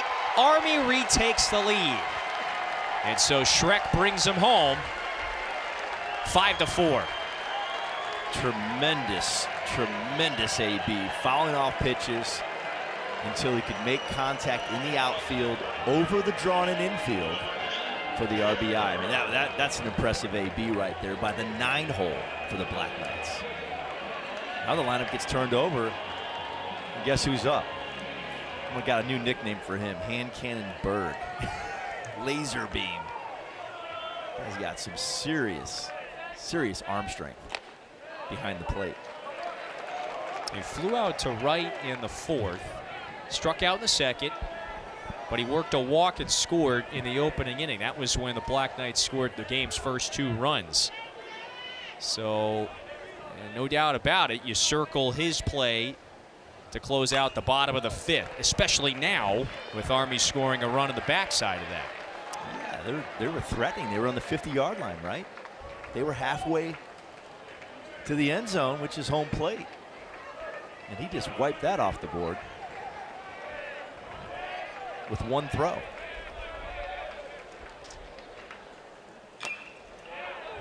Berg taps it foul. He's the cyber sciences major at the United States Military Academy. And he was telling us about that. He was like, you know, there's a lot of drone activity in warfare now. That's right. He was also talking about how he crashed one of those into a mountain a few weeks back. Think about the things these guys do off the baseball field. He's able to check the swing there. It took some coding classes recently as well. Crashing drones and then playing baseball. Yeah. Think about that. He's like, yeah, it was a little bit of a mistake. We were working on some stuff and the drone didn't cooperate.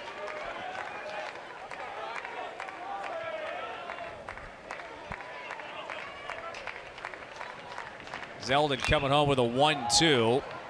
And he flares the breaking pitch into right. So 2 gone. And Chris Barr, who homered back in the first, is coming up.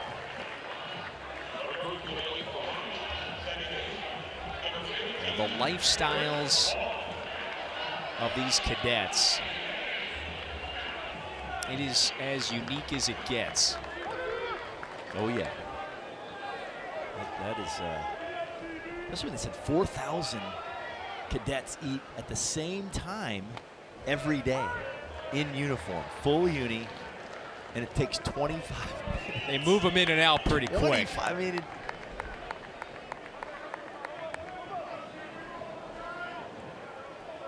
stand in line at McDonald's for 25 minutes. That's supposed to be fast food, by the way. I guess the Army's like Chick-fil-A. Chick-fil-A's got it down to a science. You know, it feels like there's 4,000 cars there. Yes, and you're through rush. there quick. McDonald's? No, I don't think so.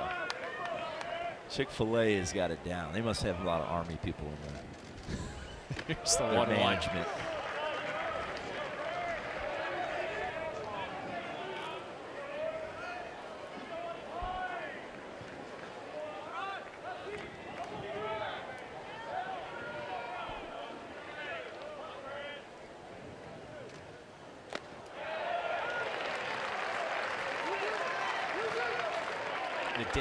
The day is just so regimented, strenuous.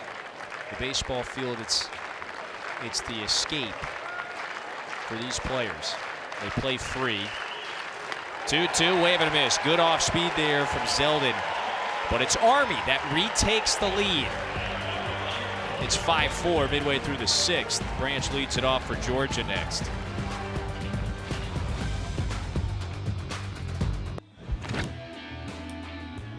You know who's due up this inning? Charlie Condon, who turned in one of the better seasons in NCAA baseball history. Look at some of the outstanding years by many of these names. Tide Walker, Pat Burrell hitting 500 during that 94 season. J.D. Drew in 97, 30 homers, 30 stolen bases. Lance Berkman, 41 bombs in that 97 season. Condon with 36 homers now after his first inning solo shot. And he's 4 away from becoming just the 5th player in NCAA history to ever hit 40 in a single season. This is Colby Branch, who's got 15 dingers himself. He's going to reach here to lead off the 6th inning.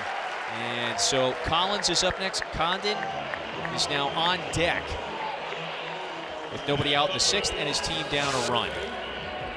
Yeah, how about Pete Incaviglia's 1985 season? NCAA record 48 homers. Now Charlie's got a long way to go to get there. But it feels like he's certainly going to hit 40. Remember that season quite well. I was a junior in college in 1985. Yeah. We were the same age, and that guy could absolutely mash.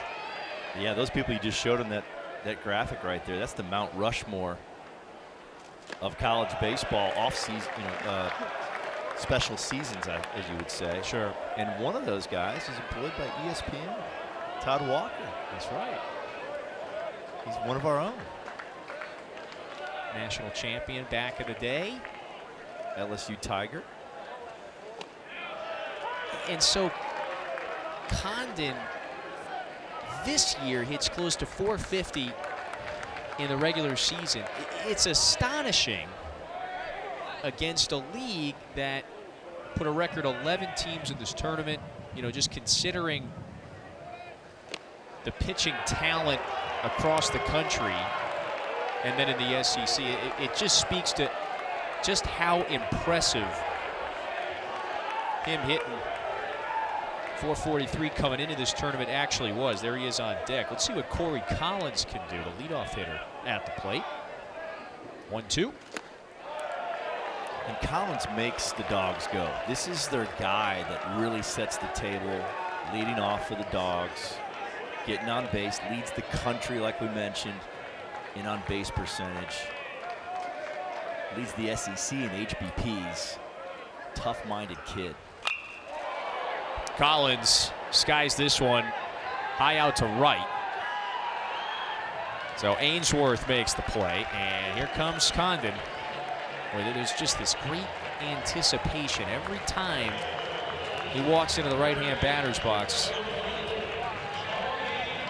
You just see the height, the length, the size. Well, when you're slugging 1,000.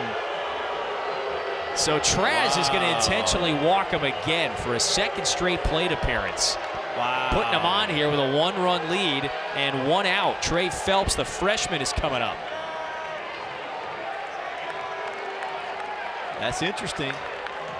But you do understand that strategy. You really do. Because he's that good. Well, his first 2 at-bats, again, he's that great. Yeah, he went yard in the first, and then he doubled and scored in the third. Right. I mean, you're still 1 pitch away to roll a double play right here. Yep. But 2 runners on, and a great opportunity right here for the Georgia Bulldogs. You know, and it's Phelps, the freshman. Again, the last time he was in this position, he drew a walk, so he was behind Condon there in the 4th inning. And that was when Ronnebaum stranded the bases loaded. So he has escaped trouble many times today. He's approaching 100 pitches now, Bobby, here in the 6th inning with his team leading by a run. Like we said, opponents are hitting .218 with runners in scoring position. That is very good. It's really good. Phelps lines it over the second baseman's head. The runners had to freeze. Golinski comes up with it, fires towards the plate. It's cut off. And so on the liner, everybody froze, so everybody just moves up 1 base. They're loaded in the bottom of the 6th inning, and Alford's coming up, the cleanup hitter. Didn't hit it hard, only 75 off the bat. Soft contact, perfectly placed. Like you said, partner, the runners had to freeze. Actually, you want to actually go back on line drive. Freeze will get you a double play. You go back on line drive a little bit, then take it 1 base at a time in that situation. Dogs are in business. Bases loaded, 1 out here in the 6th. And Chris Traz is going to the bullpen in a very significant spot with 1 out in the bottom of the 6th inning. The Black Knights, the 4 seed in the Athens Regional, they hold a 1-run lead.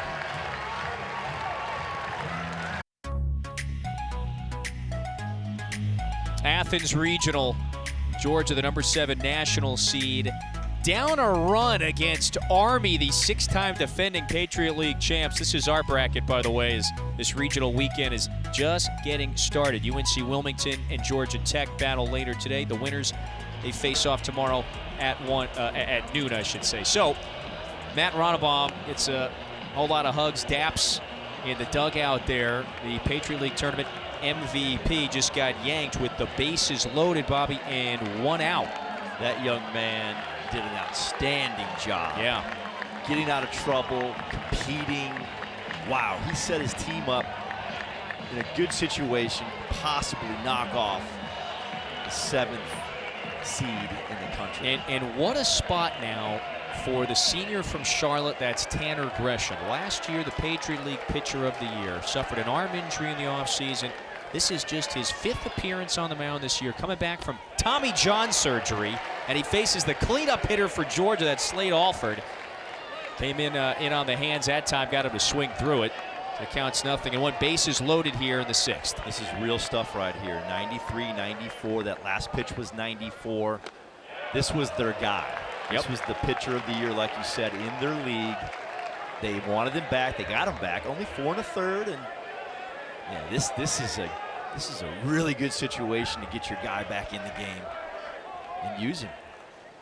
Talk about a tense spot. He gets offered at that one, so it counts a ball and 2 strikes. Again, you've got Branch at 3rd, Condon at 2nd, and then Phelps just plunked a soft line drive into center to load the bases. Big spot here. Alford bounces it foul behind the plate. And Gresham features a really good changeup. You saw it already in this count. Fastball, changeup, then slider. So changeup's his primary, secondary pitch.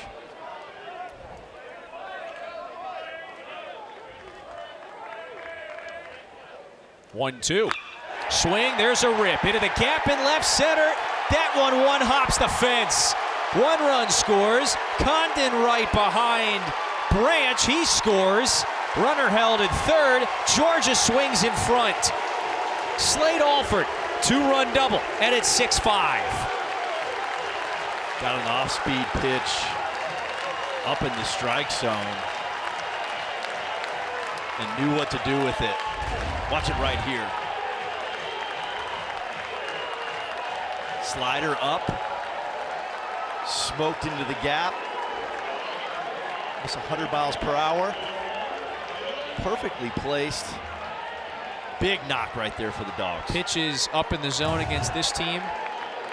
Not good. Can be dangerous. We talked about it in the open. You've got to eliminate slug. That's slug right there. If you eliminate slug, which they've done so far until that hit, other than Condon's hits, that's the way to be successful, possible. Bobby, Georgia's first lead of the day. Gresham has to go back to work here against Dylan Carter. 3 plate appearances, no hits, but he's been hit twice, and he also walked. It's one of those situations, too, where the starter for the Black Knights doing such a great job. And no matter who they bring in, they could bring in Nolan Ryan. The Dogs are happy. They're like, let's get this guy out of here. We'll take our chances on the next guy. And you're just sitting there going, whew, thank God that guy's out of here. He was kind of tough on us here. And we want this new guy, whether he's got a great arm, throws 100, doesn't matter. You want a different look. It's a little up in the zone. Ball 4. You can feel the crowd, the energy, the momentum switch here in this yard. But Bobby, is it really sometimes mentally that simple? Like we just want to see somebody else instead of the guy that's kind of flummoxed us the last couple of innings. You take a deep breath, like, man, this guy has given us fits, and I don't care who it is. Like I said, bring in Nolan Ryan. We just want somebody different to look at. They're going to do an offensive meeting right here. So Dylan Goldstein is the pinch hitter for Paul Tates.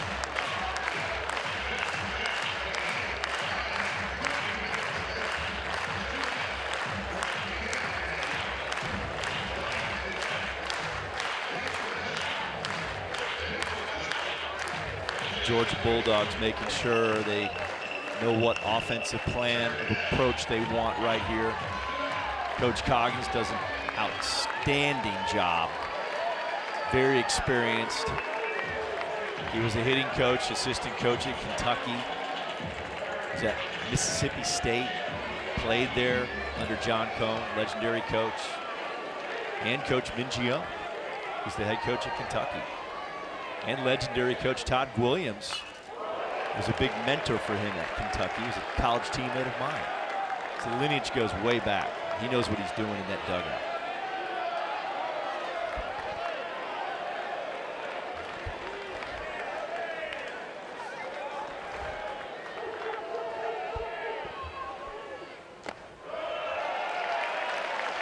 Bases loaded for the Bulldogs. They continue to apply pressure.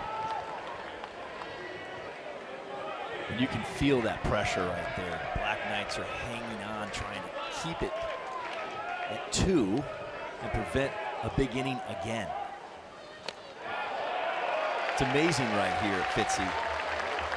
No big innings yet in this game. And you feel like the team that's going to break through and get one will end up winning this contest. Well, Georgia has 2 across already to take its first lead of the day. 2-1 to Goldstein, who's got quite a lot of pop in the bat. He's one of 5 Bulldogs hitters with 10 or more homers. You saw earlier he's got 12.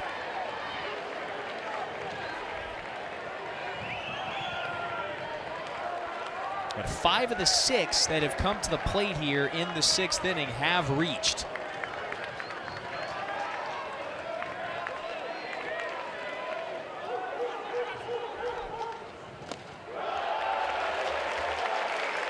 He did not offer. Count goes full.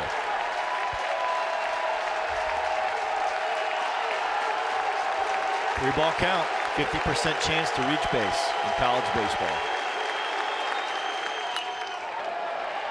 It's foul behind the plate.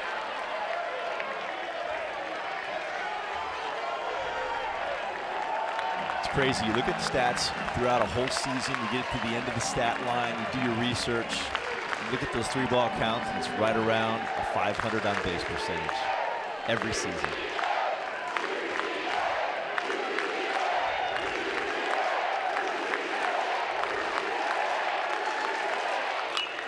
Swing and a drive out to the wall near right. There's some room here for Ainsworth, and he makes the catch.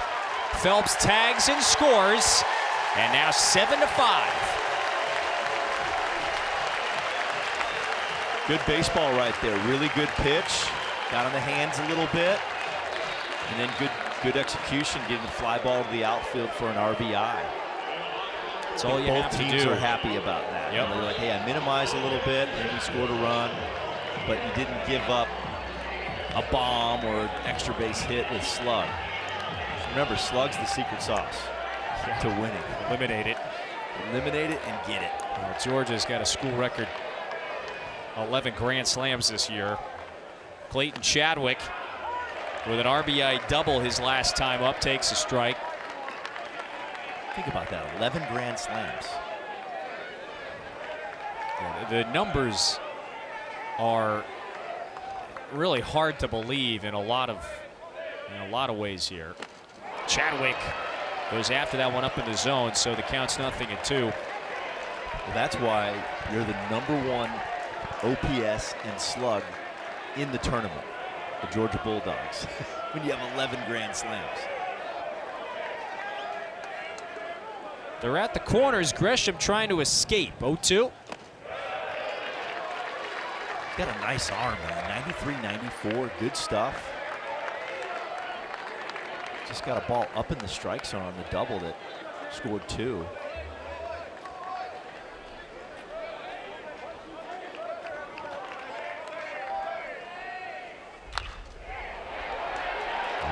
Jammed on the ground to third. Ruda makes the play, inning over. Army entered the inning up a run. Georgia exits now leading by 2. Its first lead of the afternoon. A 3-run inning for the Dogs.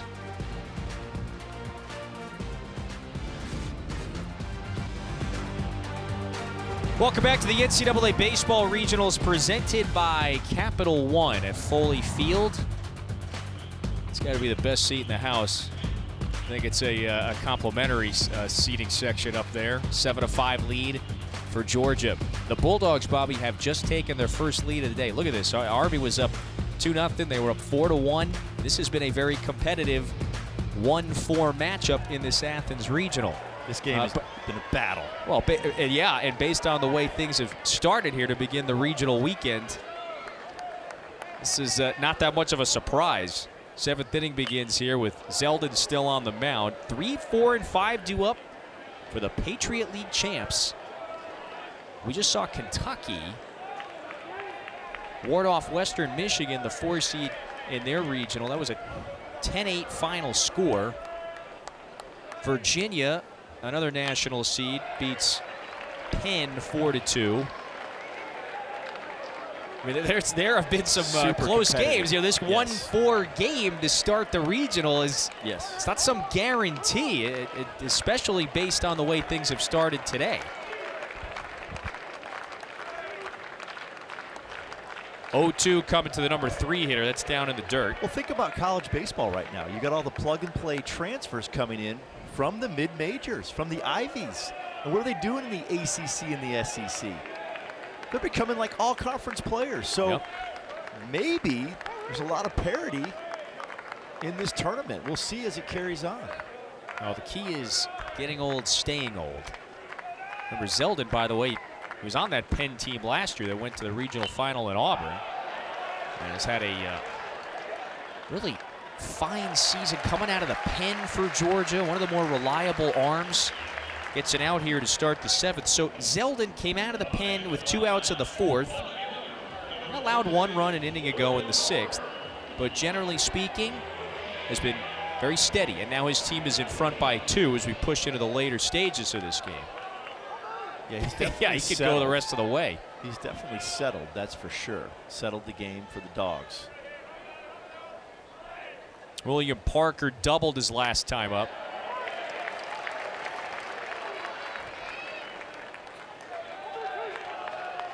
But that is critical.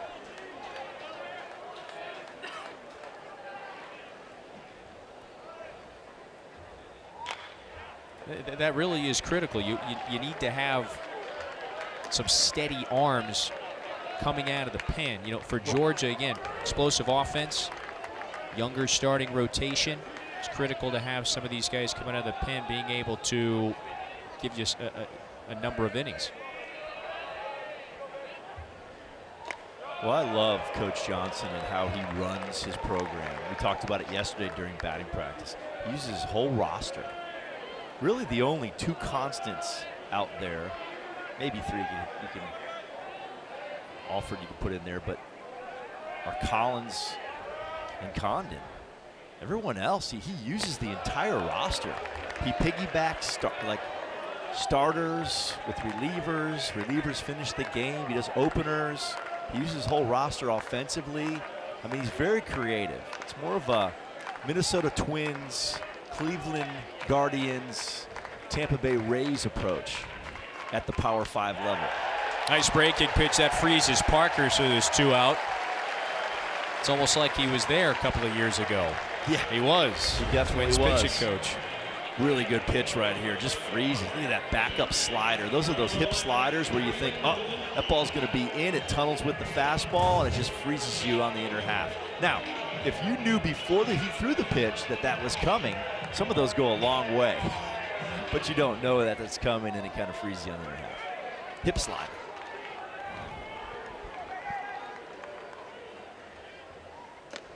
First pitch to Golinski is up high.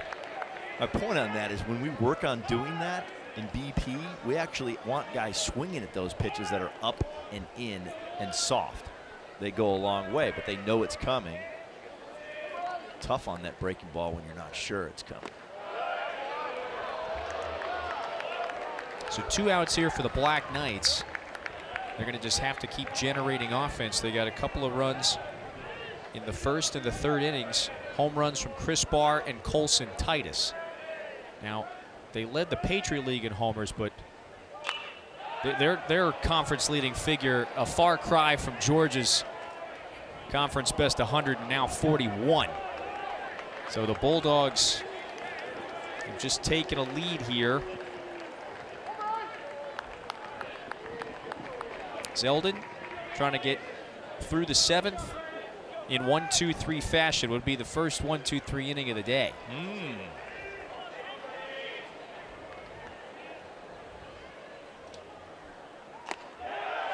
Close, but just a fraction off the outside edge.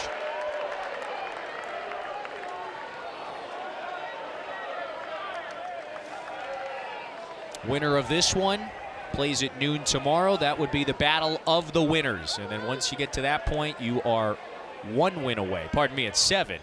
At 6 tomorrow. And then you're one win away from the regional final. Correct. I mean, if you go undefeated, 3 wins is all you need.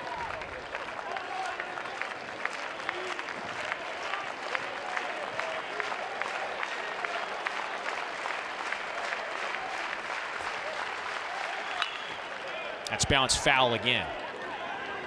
And we all loved when we went to this format. College baseball, such a good format where you have the 4 teams versus the old 16 regionals. Those were a mess. And then you go down to a 3-game set to get to Omaha. You got to credit Ron Wellman, his leadership, former athletic director at Wake Forest, longtime baseball coach at Northwestern. Ron Wellman was spearheading the tournament. Swing and a miss, inning over. Zeldin goes 1-2-3, and he's now struck out 3 of the last 4 hitters he's faced. Georgia with a 2-run lead. We'll take a stretch.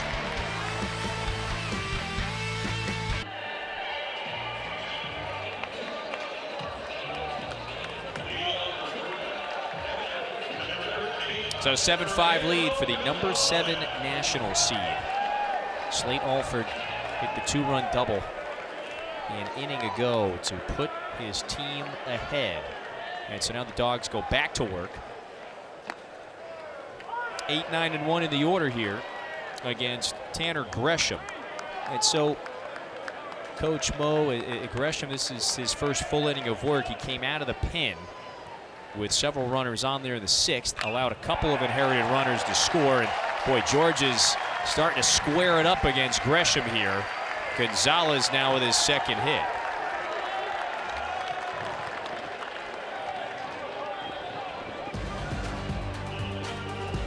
College World Series, it begins June 14th. And for the 22nd straight year, every single game is on ESPN. The finals begin June 22nd. 64 teams we have today. Tomorrow, half the field is whittled down. We'll have 16 standing after Sunday or Monday. Baseball heaven. Baseball awesomeness. This is Colby Branch. Look, you were on the staff of several teams that reached Omaha. We're going to see Georgia Tech later today. Last time Georgia Tech was in Omaha, you were on Danny Hall's staff in '06. And it is quite it can be the arduous journey to get there. It's not easy. It's not easy to get to Omaha. If you look at the statistics over the years, it's just, it's tough, man. So, but once you get there, it's one of the greatest things of all time. The opening ceremonies are amazing. What a party. And then the party outside the stadium. Look at here.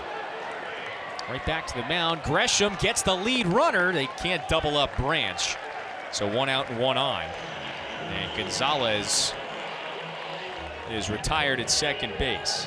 This is interesting. We've had 3 balls bunted today. 3 sacrifice bumps, or you want to call them kill bunts. That's what they call them on the offense on the Georgia side. That's been passed down. Call them kill bunts. But they've been bunted right back to the pitcher. 3 of them back to the pitcher today. One did the job and 2 did not. Yeah. Got the lead runner out twice. Corey Collins lets that one miss down and in. And he's been up, it seems like, every inning. He hasn't quite broken through yet. Fly out to right, fly out to center, fly out to right, fly out to right. A couple of times these are where they were on a line to the outfield. So Collins has, to your point, squared up a couple of balls today. Now he's got a favorable 2-0 count. Right, and you think about it, he's got almost a .600 on base percentage. 50 plus, yeah, 50 plus walks. Oh, took a mighty swing that time on that 90-mile-an-hour heater up in the zone. But that's not all. Here's the crazy thing about I need to point this out. 76 HBPs and walks combined to only 30 strikeouts. 76 to 30. Are you kidding me? That is elite. Every coach in America would want that. Collins gets underneath another one. Who's got it? And it's the shortstop, Shrek. So 2 out. Well, it's a mindset for Collins. I mean, it really is. patient hitter, disciplined. He doesn't move either. He talked about his mom. I said, we don't move? I know that's a terminology you use with your system. And he says, no. He goes, that's all my mom. And here's Captain America again.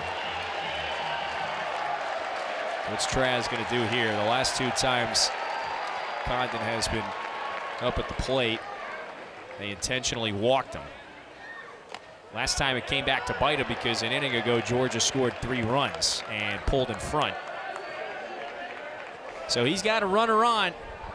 Earlier today, solo blast over the left field wall. The batting average is just, it's bizarre. The double as well, and this one a single into center. 3 for 3 today. He's made it look easy. Branch on the move, trying to go first to third, and he gets there safe. Great base running right there by Branch. And Condon, how do you get him out? How Been do on you base get him 5 out? times Seriously. today. He's hit everything. This ball's up in the strike zone. You don't want to throw it there with his flat swing. That's an easy pitch right at the belt to take through the middle of the field. We call that TTM. And then Branch going first to third, no hesitation. Really pushing the defense. That's good baseball. Phelps single and scored his last time up. So the Bulldogs, even with 2 outs here, they're in position to grow their lead. It's a 7-5 score.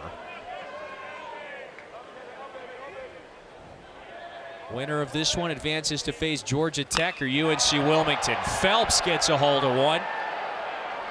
Parker, though, has enough space out there in deep left. Inning comes to a close. It's a scoreless frame for Gresham. 2-run lead for Georgia after 7.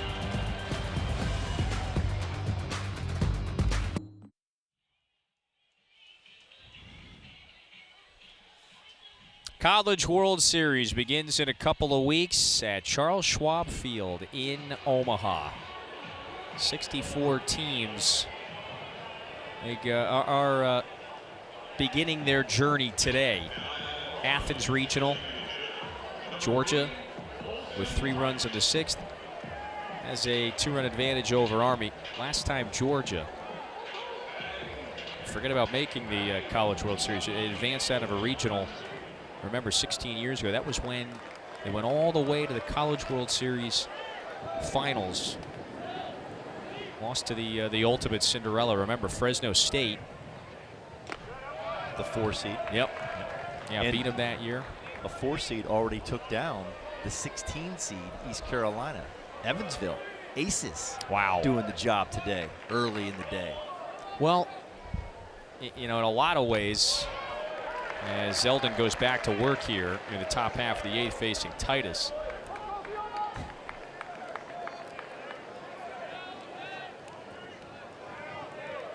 Yeah, in a lot of ways, ECU was, you know, perceived as maybe one of the more vulnerable national seeds. ECU had a few injuries late in the season on their pitching staff. Unfortunate injuries. They were really rolling until about a month ago.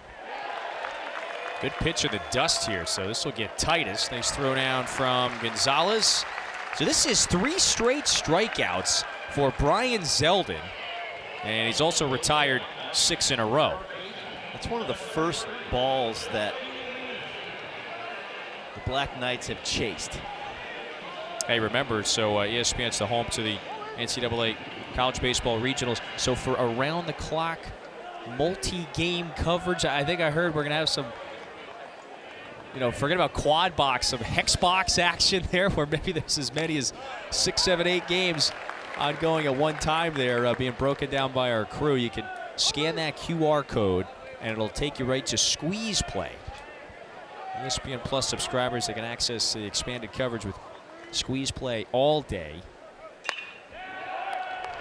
This one's in the left for a base hit. So a 1-out base runner for Army. That's pretty critical here in the late stages of this game. So, you know, again, Squeeze Play can watch. ECU went down earlier, so they'll have a number of games from around the nation ongoing at one time. Well, we talk about baseball heaven. He's talked about we're at baseball heaven right here at Foley Field in Athens, Georgia.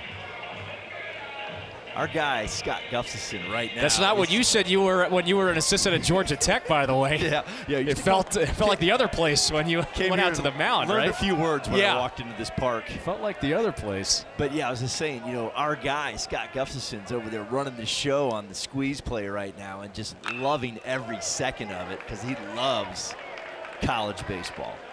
He is in love with college baseball, and we feel that passion in all the shows that are put on by the network. So they're having a good time up there in Bristol. Again, 16 sites, 4 teams at each site, and we're going to whittle the field down until we have 1 left standing. Double elimination format this weekend. Addison Ainsworth. Remember, he tripled his last time up, scored Army's latest run. First triple of the season for him, too. Yeah. Wasn't sure about it when he got the second. He's like, really? I'm going to get a triple here? And he did. Mike Cole is third base coach there. Trusted him the whole way. This one's upstairs, so the count's a ball and 2 strikes. So here's Zeldin, by the way. Is north of 60 pitches. Several times this year he has come out of the pen and thrown 90+ pitches. So this is not an unusual spot for the 5th-year senior to be in. Check swing, but it did look like Ainsworth held that time. So the count evens. Yeah, Coach Johnson loves to piggyback in with an opener. And I'm sure he would have loved Finley to go deeper in this game, but Zeldin very capable of finishing this competition right here. Yeah, that latest hit by Lehman. It was Army's first hit in a couple of innings. Zeldin had retired 6 straight hitters. Really the first dominant stretch, if you will, for a pitcher at any point today.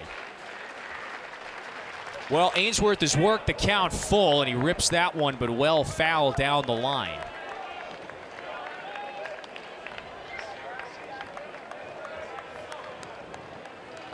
So the 7th pitch of the at-bat coming up.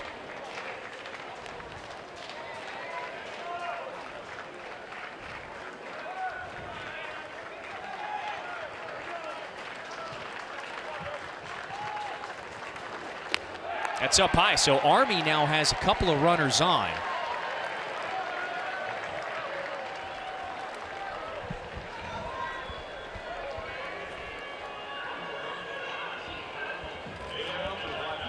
The dog pound is full. That is I have a couple names for the dog pound. Yeah. Greenhouse. Oh yeah. Oh, there you go. You have the nice that.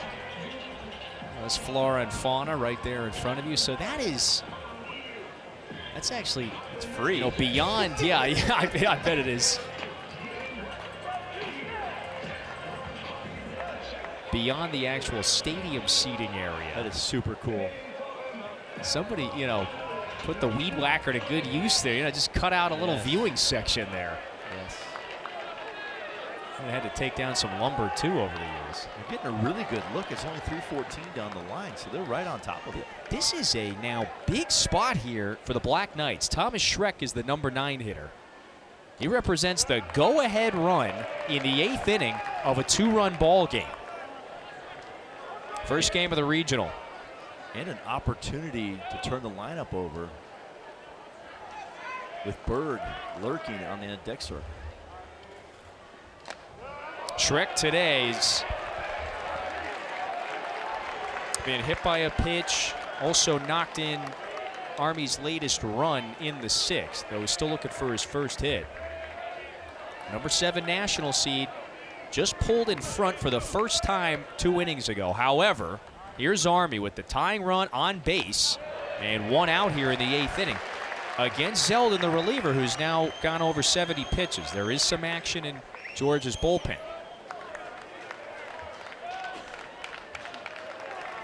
on a interesting start, interesting day, if you will, to start this regional action. You've got the 4 seed here in Athens. And is trying to maybe tie things up or do more than that here in the 8th. Schreck has to protect now with 2 strikes. 1-2 coming from Zeldin. That's up high, so the count evens. Again, Zeldin, BMO, he had retired 6 in a row. Then he allows the hit to Lehman, just walked Ainsworth. Pitch count's getting up a little bit, and so are his pitches. He's missing up in the zone with his breaking ball a few times and his fastball in this inning. That's tapped. Slow roller over to third. This is a tough play. Nothing there for Condon, and he flings it into left field. Army gets a run here. The third baseman, making the shortstop, still running that one down along the line. So Ainsworth stays put in third. There are runners at second and third now for the Black Knights, still with just 1 out. A difficult play for Condon on the charge, and then he flung it into shallow left. Made the correct play by not throwing this to first base. Right. Had a little bit of a full arm fake. Turn at third base and might have had a play, but he was a little bit off balance when he threw that. His momentum was going toward the first base line, trying to throw the ball back to third base. And that's probably a bad idea. You just need to put that one in his pocket. Sure. 1 out, you're 1 pitch away. Try to do a little too much right there. Understandable. Bit of a panic moment there for Condon, who, by the way, has been destructive at the plate today with 3 hits and the home run. However, things have gotten pretty spicy now, and there's Wes Johnson out on the mound here. Well, what's hurt the Dogs so far in this game are free bases. Now a big error. Yeah, that was just a typical infield single there for Schreck. But it's the error, obviously the errant throw that goes over the third base bag that allows Lehman to score. For a second there was a chance Ainsworth might have had a chance to get the windmill around third. But instead he stops, and so the infield comes in here.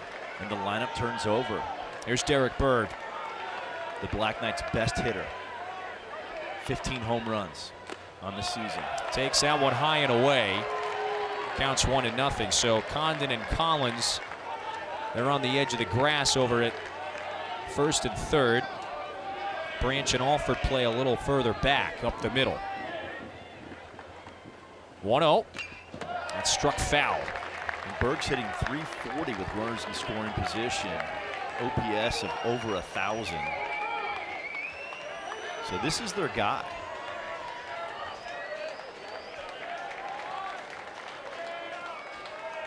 Army trying to punch back after having the lead for much of the afternoon. Berg swings, bounces it. Here comes the runner from third. There's 2 out, but this one is tied. It's 7 up with 2 gone here in the 8th inning. Berg brings Ainsworth home. And Schreck moves to third. And we're in a 7-7 tie ball game. Top of the 8th at Georgia against the number 7 seed in the country. This has been competitive from the jump. And if anything, Army has applied as much pressure, if you will, on Georgia as the Bulldogs have done in reverse. So here's Chris Barr, who talked about pressure, put his team up 2-0 in the first inning with a 2-run homer. Competitive and intriguing. You know, just the storylines in this game are amazing. Just the toughness of the Black Knights. By the way, we're only one game in this weekend. Yeah, that's the beautiful thing about this tournament. Look at that. That was just the 2nd homer of the year for Barr. Pulls this one wide of the bag. And it was an emphatic blast, a laser, Bobby, over the right field wall. Up in the zone, some serious bat speed. Looked like about a 2-iron right there.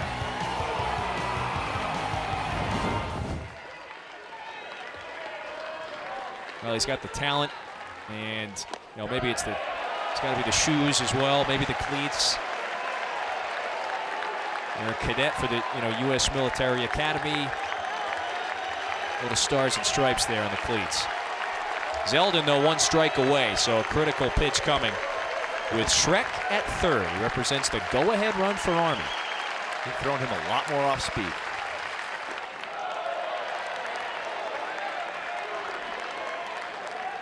It's almost like Coach Johnson does not trust the fastball against Barr after that first home run. Has to be well executed because he's got some serious bat speed. 80th pitch of the afternoon coming up for Zeldin, who came out of the pen in the 4th, had been rock solid until this frame. 2-2.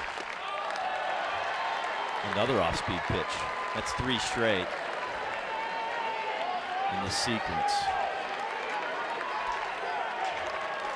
The sophomore from Sarasota is trying to put the 4 seed back in front. Here's that 3-ball count we talk about all the time. That's outside, and so the inning continues for the Black Knights. And Sam Ruda, their veteran number 3 hitter, is coming up. 50% chance to reach base in college baseball with any 3-ball count. Any 3-ball count. You've been keeping track of it today. Feels like a little better than 50%. We'll have it here soon. Yeah. This afternoon.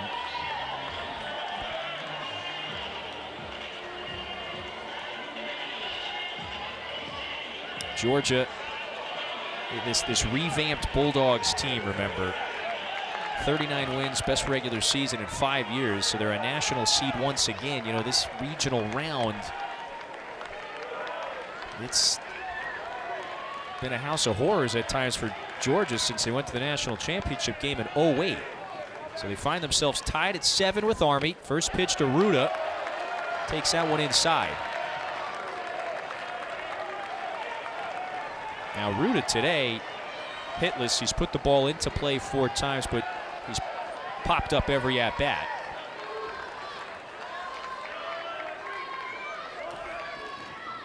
Coach Johnson really showing a long leash right here, leaving Zeldin in the game, and he really has been struggling through this inning. You thought he would, well, here comes Johnson. Yep, you were thinking maybe after the Barr at-bat, but right. 2 pitches here. Had to work really hard on that Barr at-bat. I mean, that's that 10th rep, and you think you're done, and then he had to do about 5 more reps with a lot of weight on the bar. So he's going to make a change right here. So things are getting very tense now at Foley Field. Remember, 16 regional sites. You got 4 teams at each site. Double elimination format. You can take 1 loss, okay, but you're up against the ropes there. The second loss, you're bounced, and we'll play this out till we have 1 team standing by either Sunday or Monday. So Johnson goes to the pen. Yeah, Zeldin, things fell apart there. Almost unexpectedly, he was rolling along, had retired 6 in a row, and he really did some good stuff on the mound up until getting into trouble here with a pair of hits allowed and a pair of walks issued against these Black Knights. The go-ahead run still sitting at 3rd, with William Parker coming up. So there you go. The winner of this one faces either UNC Wilmington or Georgia Tech. That game later tonight. The battle of the winners at 6 Eastern tomorrow. If you lose this one, you have to turn around and play an elimination game tomorrow at noon. You know, all that does, Bobby, again, it's you put yourself behind the 8 ball if you lose the first one. You can bounce back from an elimination game,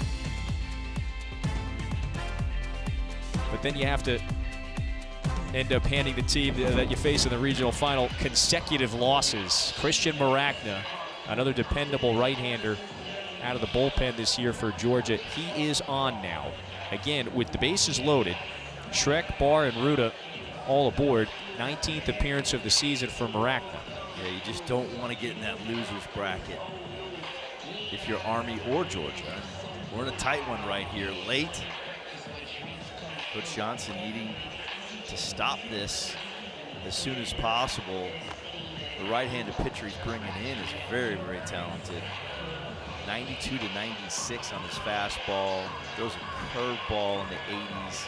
And as a power slider, max spin on that pitch has been up to 2,700. The major league average is at 2,500 on a slider. So very, very capable young man.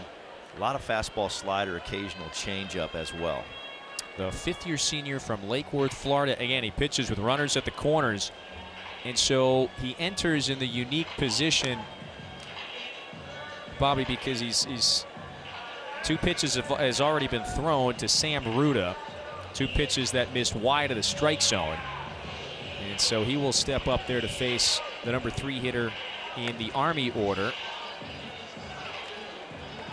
Still with 2 outs. It was Derek Berg's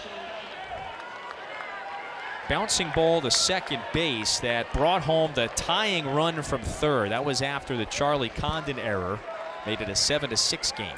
So it has been an adventurous 8th inning so far for both teams. We are knotted up at 7.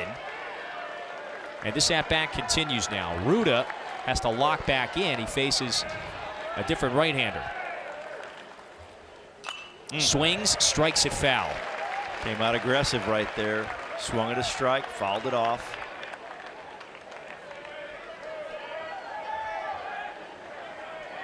.15 homers for Berg, of course, but Ruda right behind him with 14. There's not been many 4-time all-conference selections in Patriot League history. Ruda, one of them. One of just a dozen to do that. Ruda from outside of Philadelphia, grew up in Yardley, Pennsylvania. And it's a favorable 3-ball, 1-strike count. Army has already worked a pair of walks in this inning. 3-1. Ball 4, the bases are loaded. Now William Parker's coming up. Another 3-ball count. That's why you want to avoid those as much as possible. Because think about it. If I'm at 2, I can't go to 4. I got to avoid 3 because 3 gets you to a possible 4. And that's a walk, and that's a 90.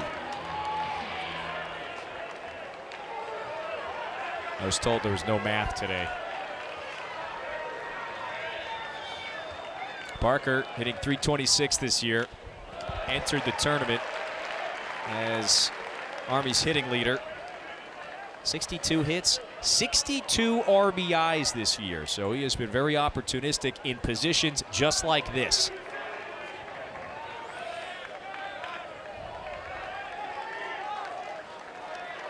We've been talking all day about the big inning. Is this going to be the big inning for Army? They have tied things up at 7. Georgia's already had, yeah, Georgia's already had their 3 spot. Army looking for theirs. You got to be careful right here with the bases loaded. Trying to get behind in the count. Parker doubled earlier today, 1 for 4. 1-1 from Maracna, wave and a miss. Maracna has a power arm. When he gets ahead, he can strike you out in a hurry. 68 strikeouts and 43 in the 3rd. That's elite.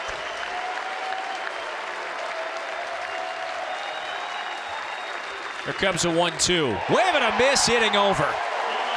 So Georgia does strand the bases loaded. However, the Black Knights score a pair of runs. We are knotted up at 7 halfway through the 8th.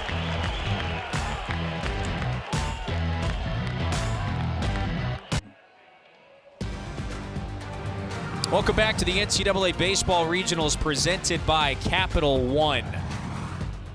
Well, we've seen one blast land into those right field seats today. A highly entertaining first game to start this regional. 7 up after the Black Knights score 2 in the top half of the 8th inning. So a big spot now for Andrew Berg, who has been one of the reliable arms out of the bullpen. It'll be the brother battery as big brother Derek behind the plate calling his pitches.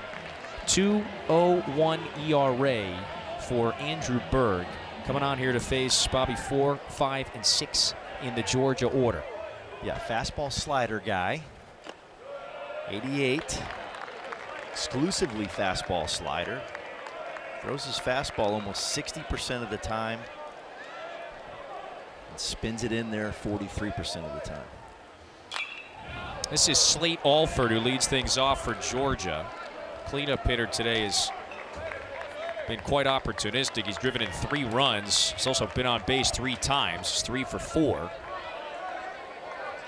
And so Georgia looking to respond to the pair of runs that Army scored in the top half of the inning. So out goes Tanner Gresham. He came on in the 6th inning, replaced Matt Ronnebaum. This resilient Black Knights team. You know, we were joking with Chris Traz. They've won a lot of games in come from behind fashion this year. Bounces up onto Berg's chest, handles it nicely, 1 away. So Traz, we were laughing with him the other day. This group really embodies the resilience, the toughness. They never feel phased when they get behind, even if it's the number 7 national seed in the field.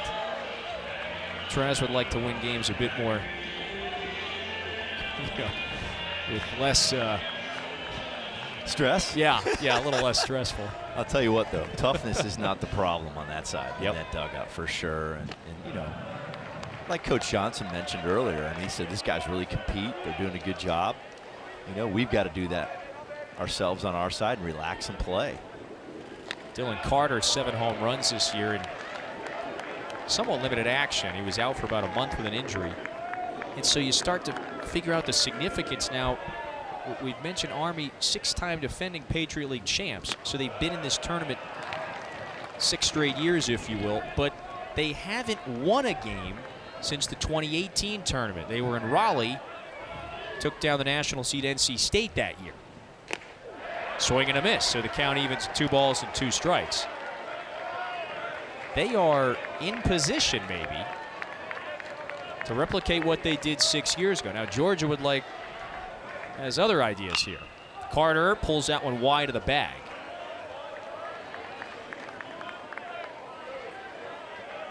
That year, Army did advance to the regional final, though they did not make it to the Super. They've never been there. Georgia hasn't been to a Super in 16 years. 2-2.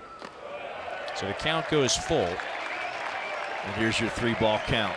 A lot of pressure on the pitcher in every 3-ball count. Too many positives for the hitter in the 3-ball count. There you go. 1-out walk. So Berg will face Dylan Goldstein here, the all-conference first-teamer. He was terrific again out of the pen this year for Army. How about Carter? Hit by a pitch, walk. Is that a good OBP? The rare, yeah, 0 for 0. Oh, another walk. 5 plate appearances. Yes. But 5 90s.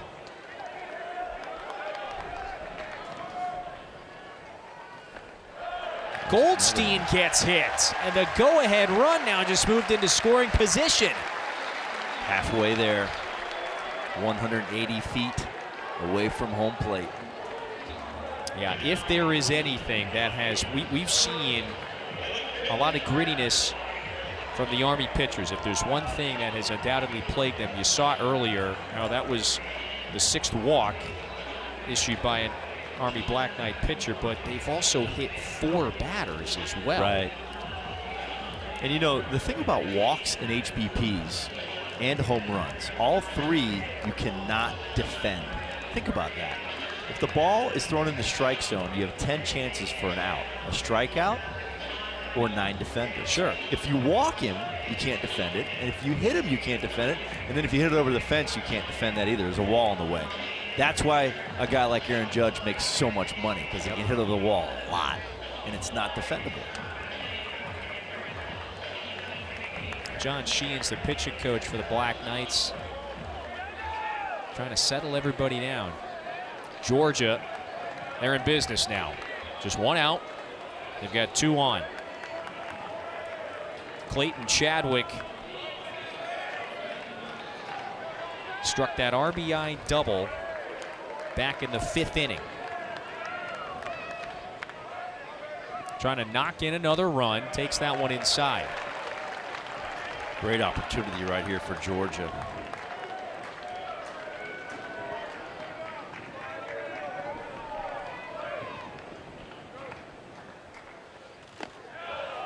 Outside edge for a strike.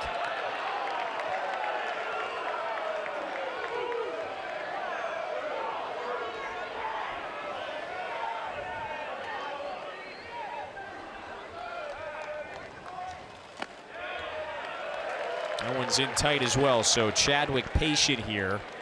First time facing Andrew Berg.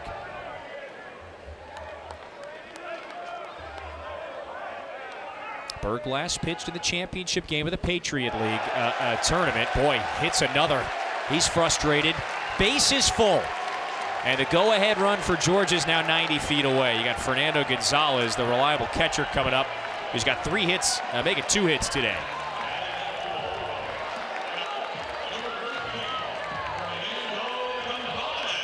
That is 5 hit-by pitches today.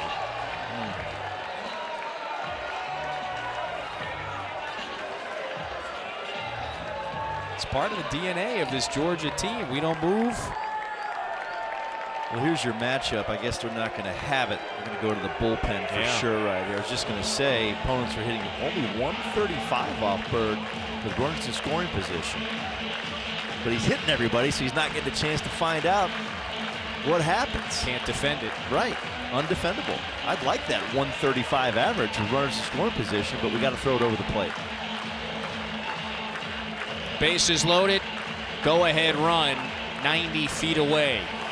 Army makes a call to the bullpen in this critical first game of the regional.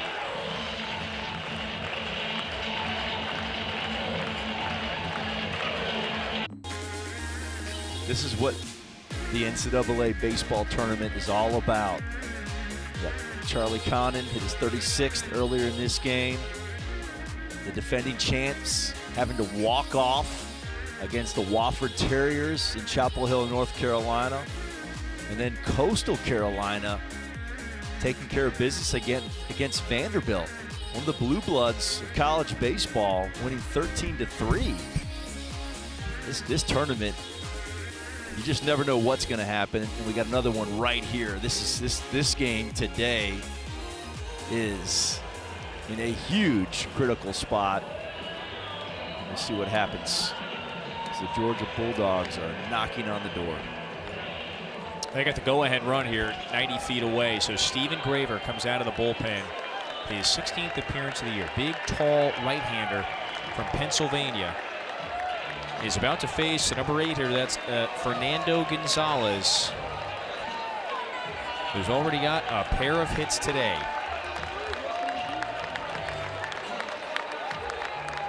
Well, they're bringing in Stephen Graver. A lot of sinking fastballs. 89 to 90 miles an hour. That's what they're looking for right here. Gonzalez bounces that one, but it's wide of third and foul. There's a reason he's in there. They want that one-pitch sinker and have Gonzalez not get beneath that pitch, hit it on the ground somewhere. One-pitch double play opportunity, and double plays end big innings. Swing, ripped foul again. Throws the fastball 67% of the time. So that's a high percentage. Off speed is only 33% of the time.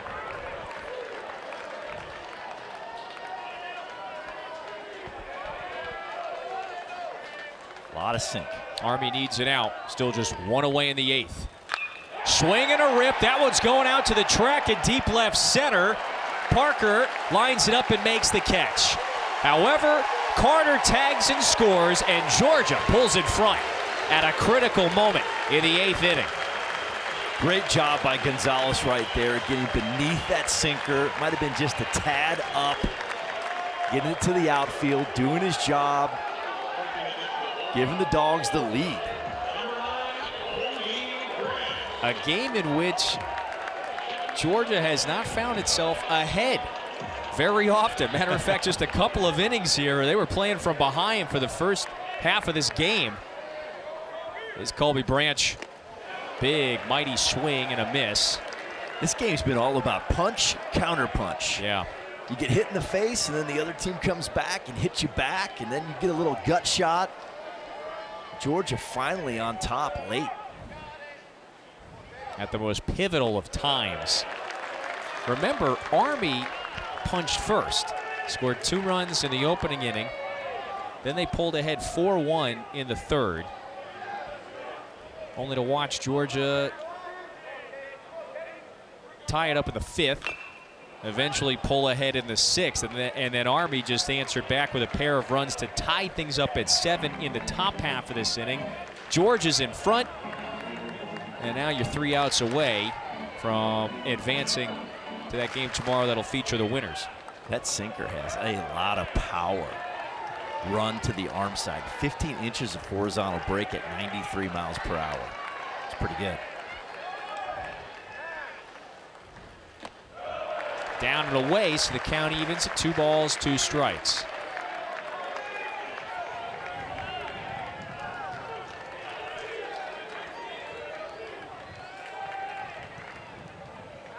Graver fires. That's tapped foul.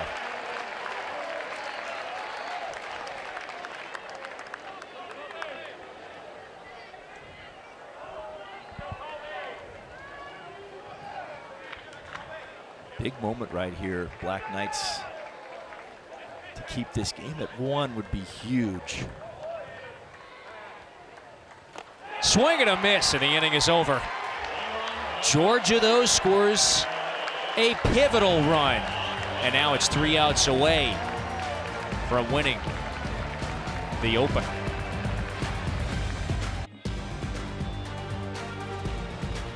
Start of the 9th inning at Foley Field. First game of this Athens Regional. And the number 7 national seed, one of the best teams in the SEC this year, Georgia, just pulled in front with a critical 8th inning run. It's 8-7. Army goes back to work. And they've got 3 outs to work with here. Barr, Titus, they've both gone yard for the Black Knights. Charlie Condon, number 1 prospect in America, arguably the best hitter in America. Maybe it's not that much of an argument. 3 for 3 today. There's no argument.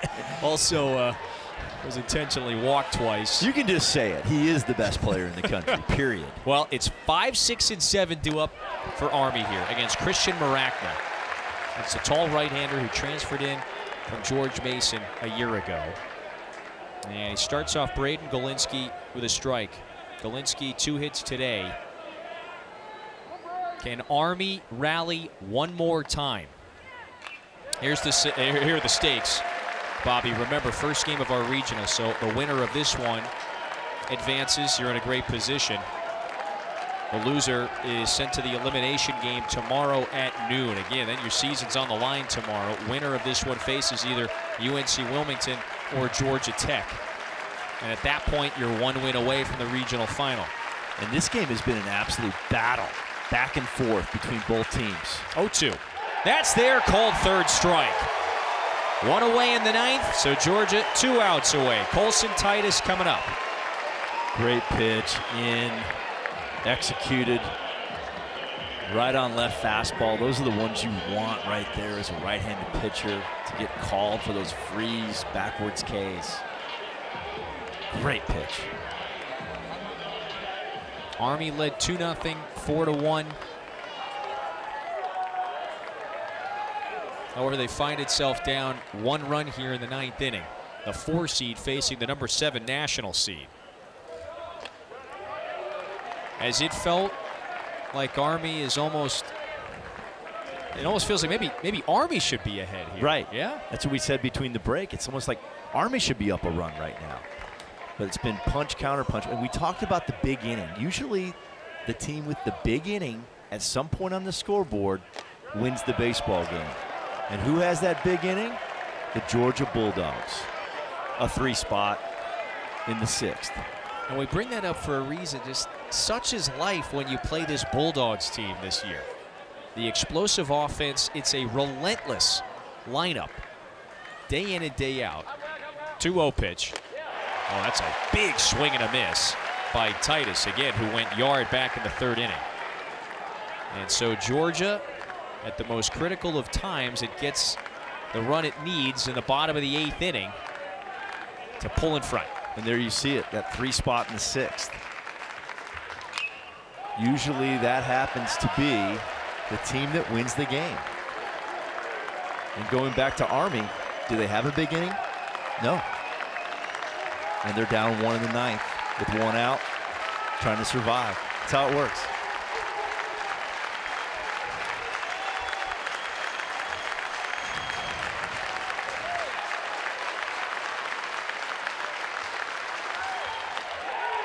Just off the outside edge, so the count goes full.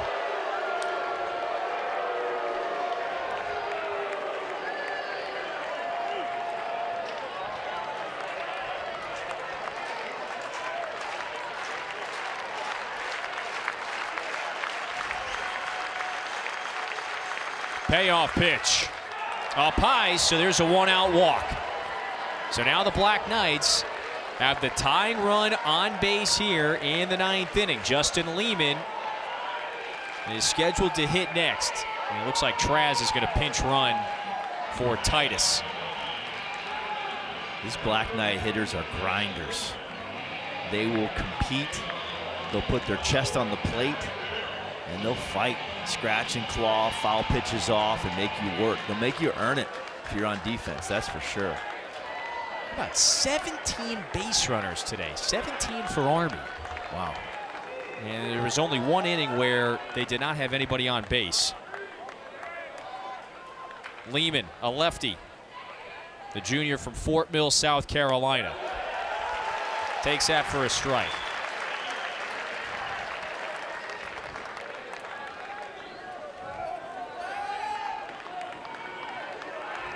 A walk and a hit today for Lehman, who, by the way, was the pitcher of the year in the Patriot League. Two-way player. Swings, loops that one through the left side. That's a base hit. Tying run moves into scoring position. You had the shortstop that time, Brandt, shaded toward the bag, and so all sorts of space for Lehman on the left side. And Addison Ainsworth coming up. Just scrappy right there, putting the ball in play, applying pressure like they have all day. These guys just grind out at bats. So here we are, 9th, 18 base runners now for Army. Again, a game in which it led 2-0, in which it led 4-1. They scratch for 2 in the 8th inning to tie things at 7. What does Georgia do? It adds 1 in the bottom of the 8th to take the critical lead. But not so fast. Army with base runners on. So here's another pinch runner. It's Farrell at second. Kevin Luke is the pinch runner here at first. Addison Ainsworth tripled earlier today. He's about to dig in. Not before a quick meeting here. Gonzalez, the veteran, out to the mound to talk with Maracna. What's going on?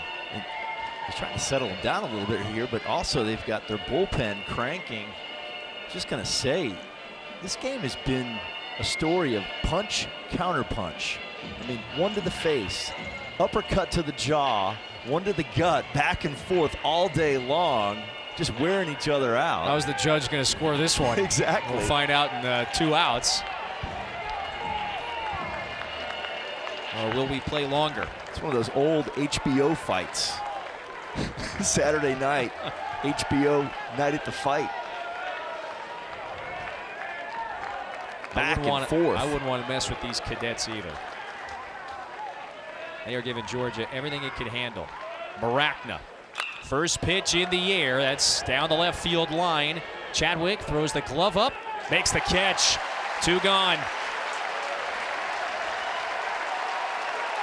Big out right there.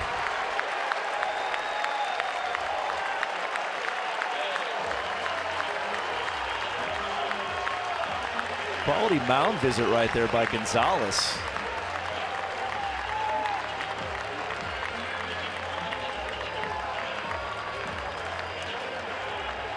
Traz may pinch hit for Shrek here.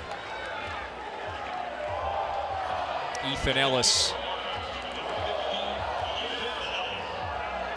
being called upon. How about a spot like this? Huge. for the junior college transfer from San Diego. He's hitting .279 with runners in scoring position.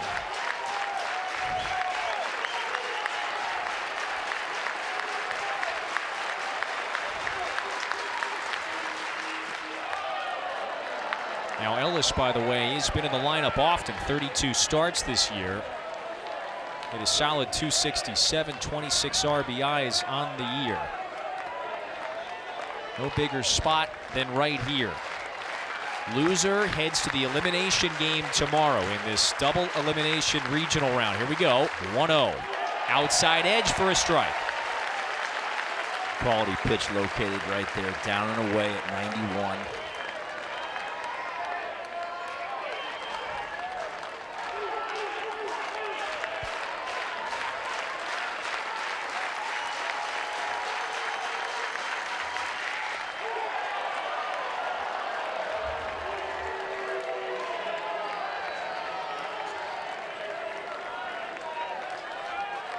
What a battle we've had here today. What a battle. We've already had one national seed fall this afternoon.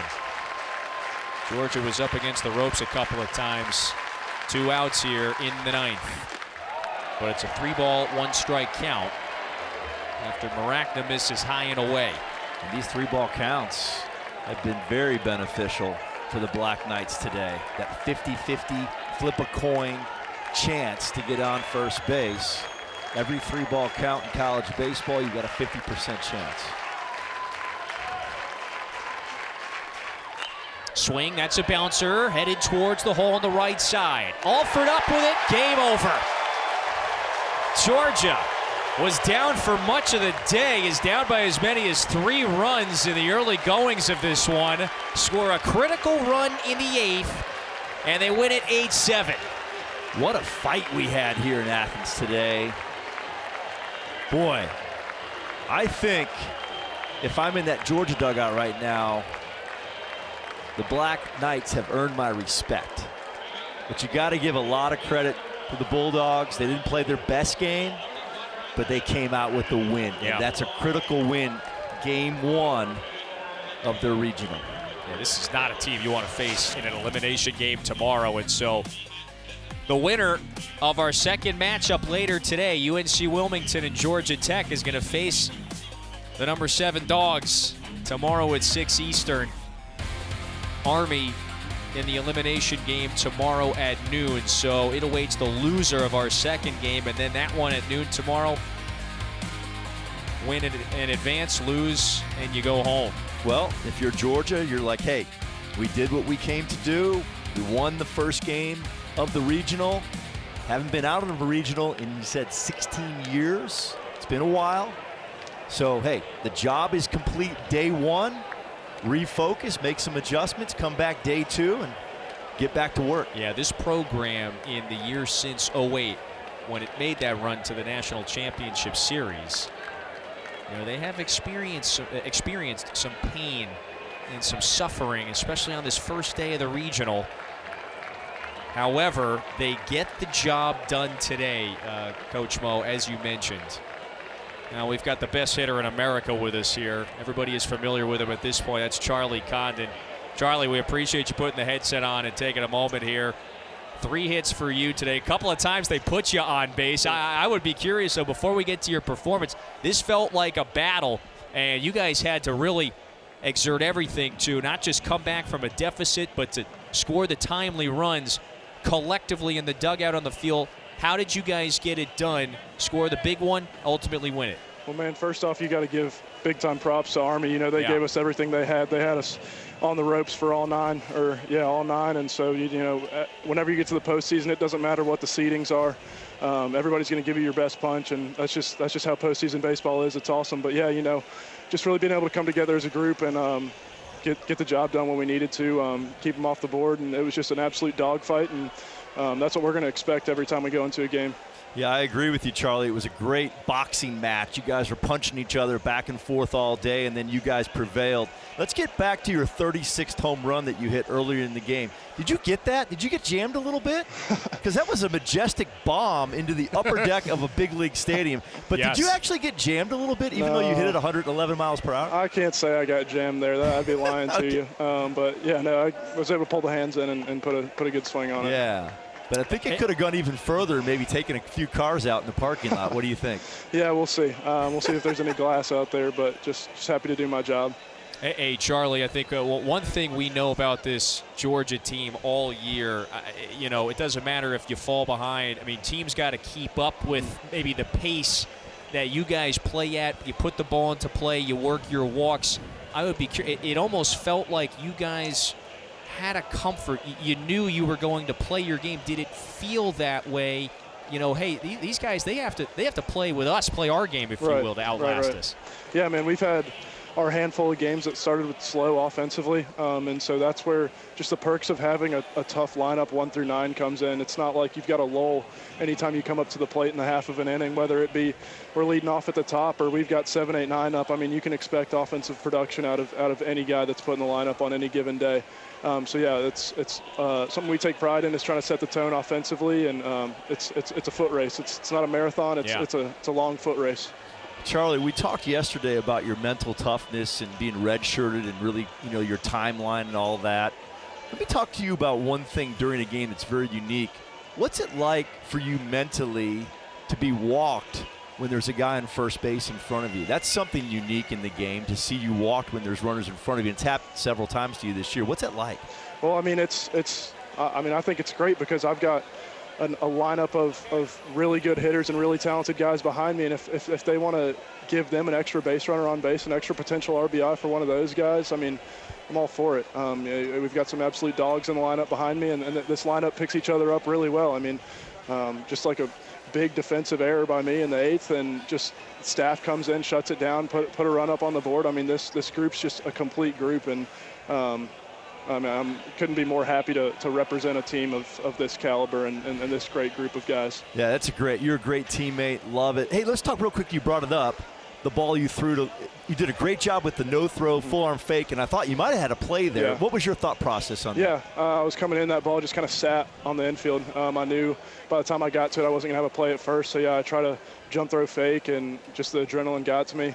Just absolutely sailed it into left. But, it happens. Man, I think I had the right idea, but just need to slow the game down in a moment like that. But lucky to have a great group of guys to pick me up and come out with a W, and that's all that matters. Yeah, outstanding job today. Great win. You did your job on day one. Want to thank you and look forward to seeing you tomorrow. Sweet. Thank you, guys. I appreciate it. So Georgia starts its march to Omaha with a win. And again, it will await the winner of our game later today between Wilmington and Georgia Tech. Let's take a look at today's Capital One rewarding performance. Christian Maracna on the mound here. Not only strikes out William Parker to strand some runners on base in the 8th inning, freezes Braden Galinsky to start the 9th. And then the bouncer to the right side of the diamond. Alford had to cover some ground there, but that eventually closed out an 8-7 win for Georgia. So the number 7 national seed moves on and will face the winner of our second game today, UNC Wilmington and Georgia Tech. That one is coming up at 7 Eastern. Fun one to start this regional for Bobby Miranda and our entire great crew. Kevin Fitzgerald saying so long from Athens. Georgia's a winner in game 1.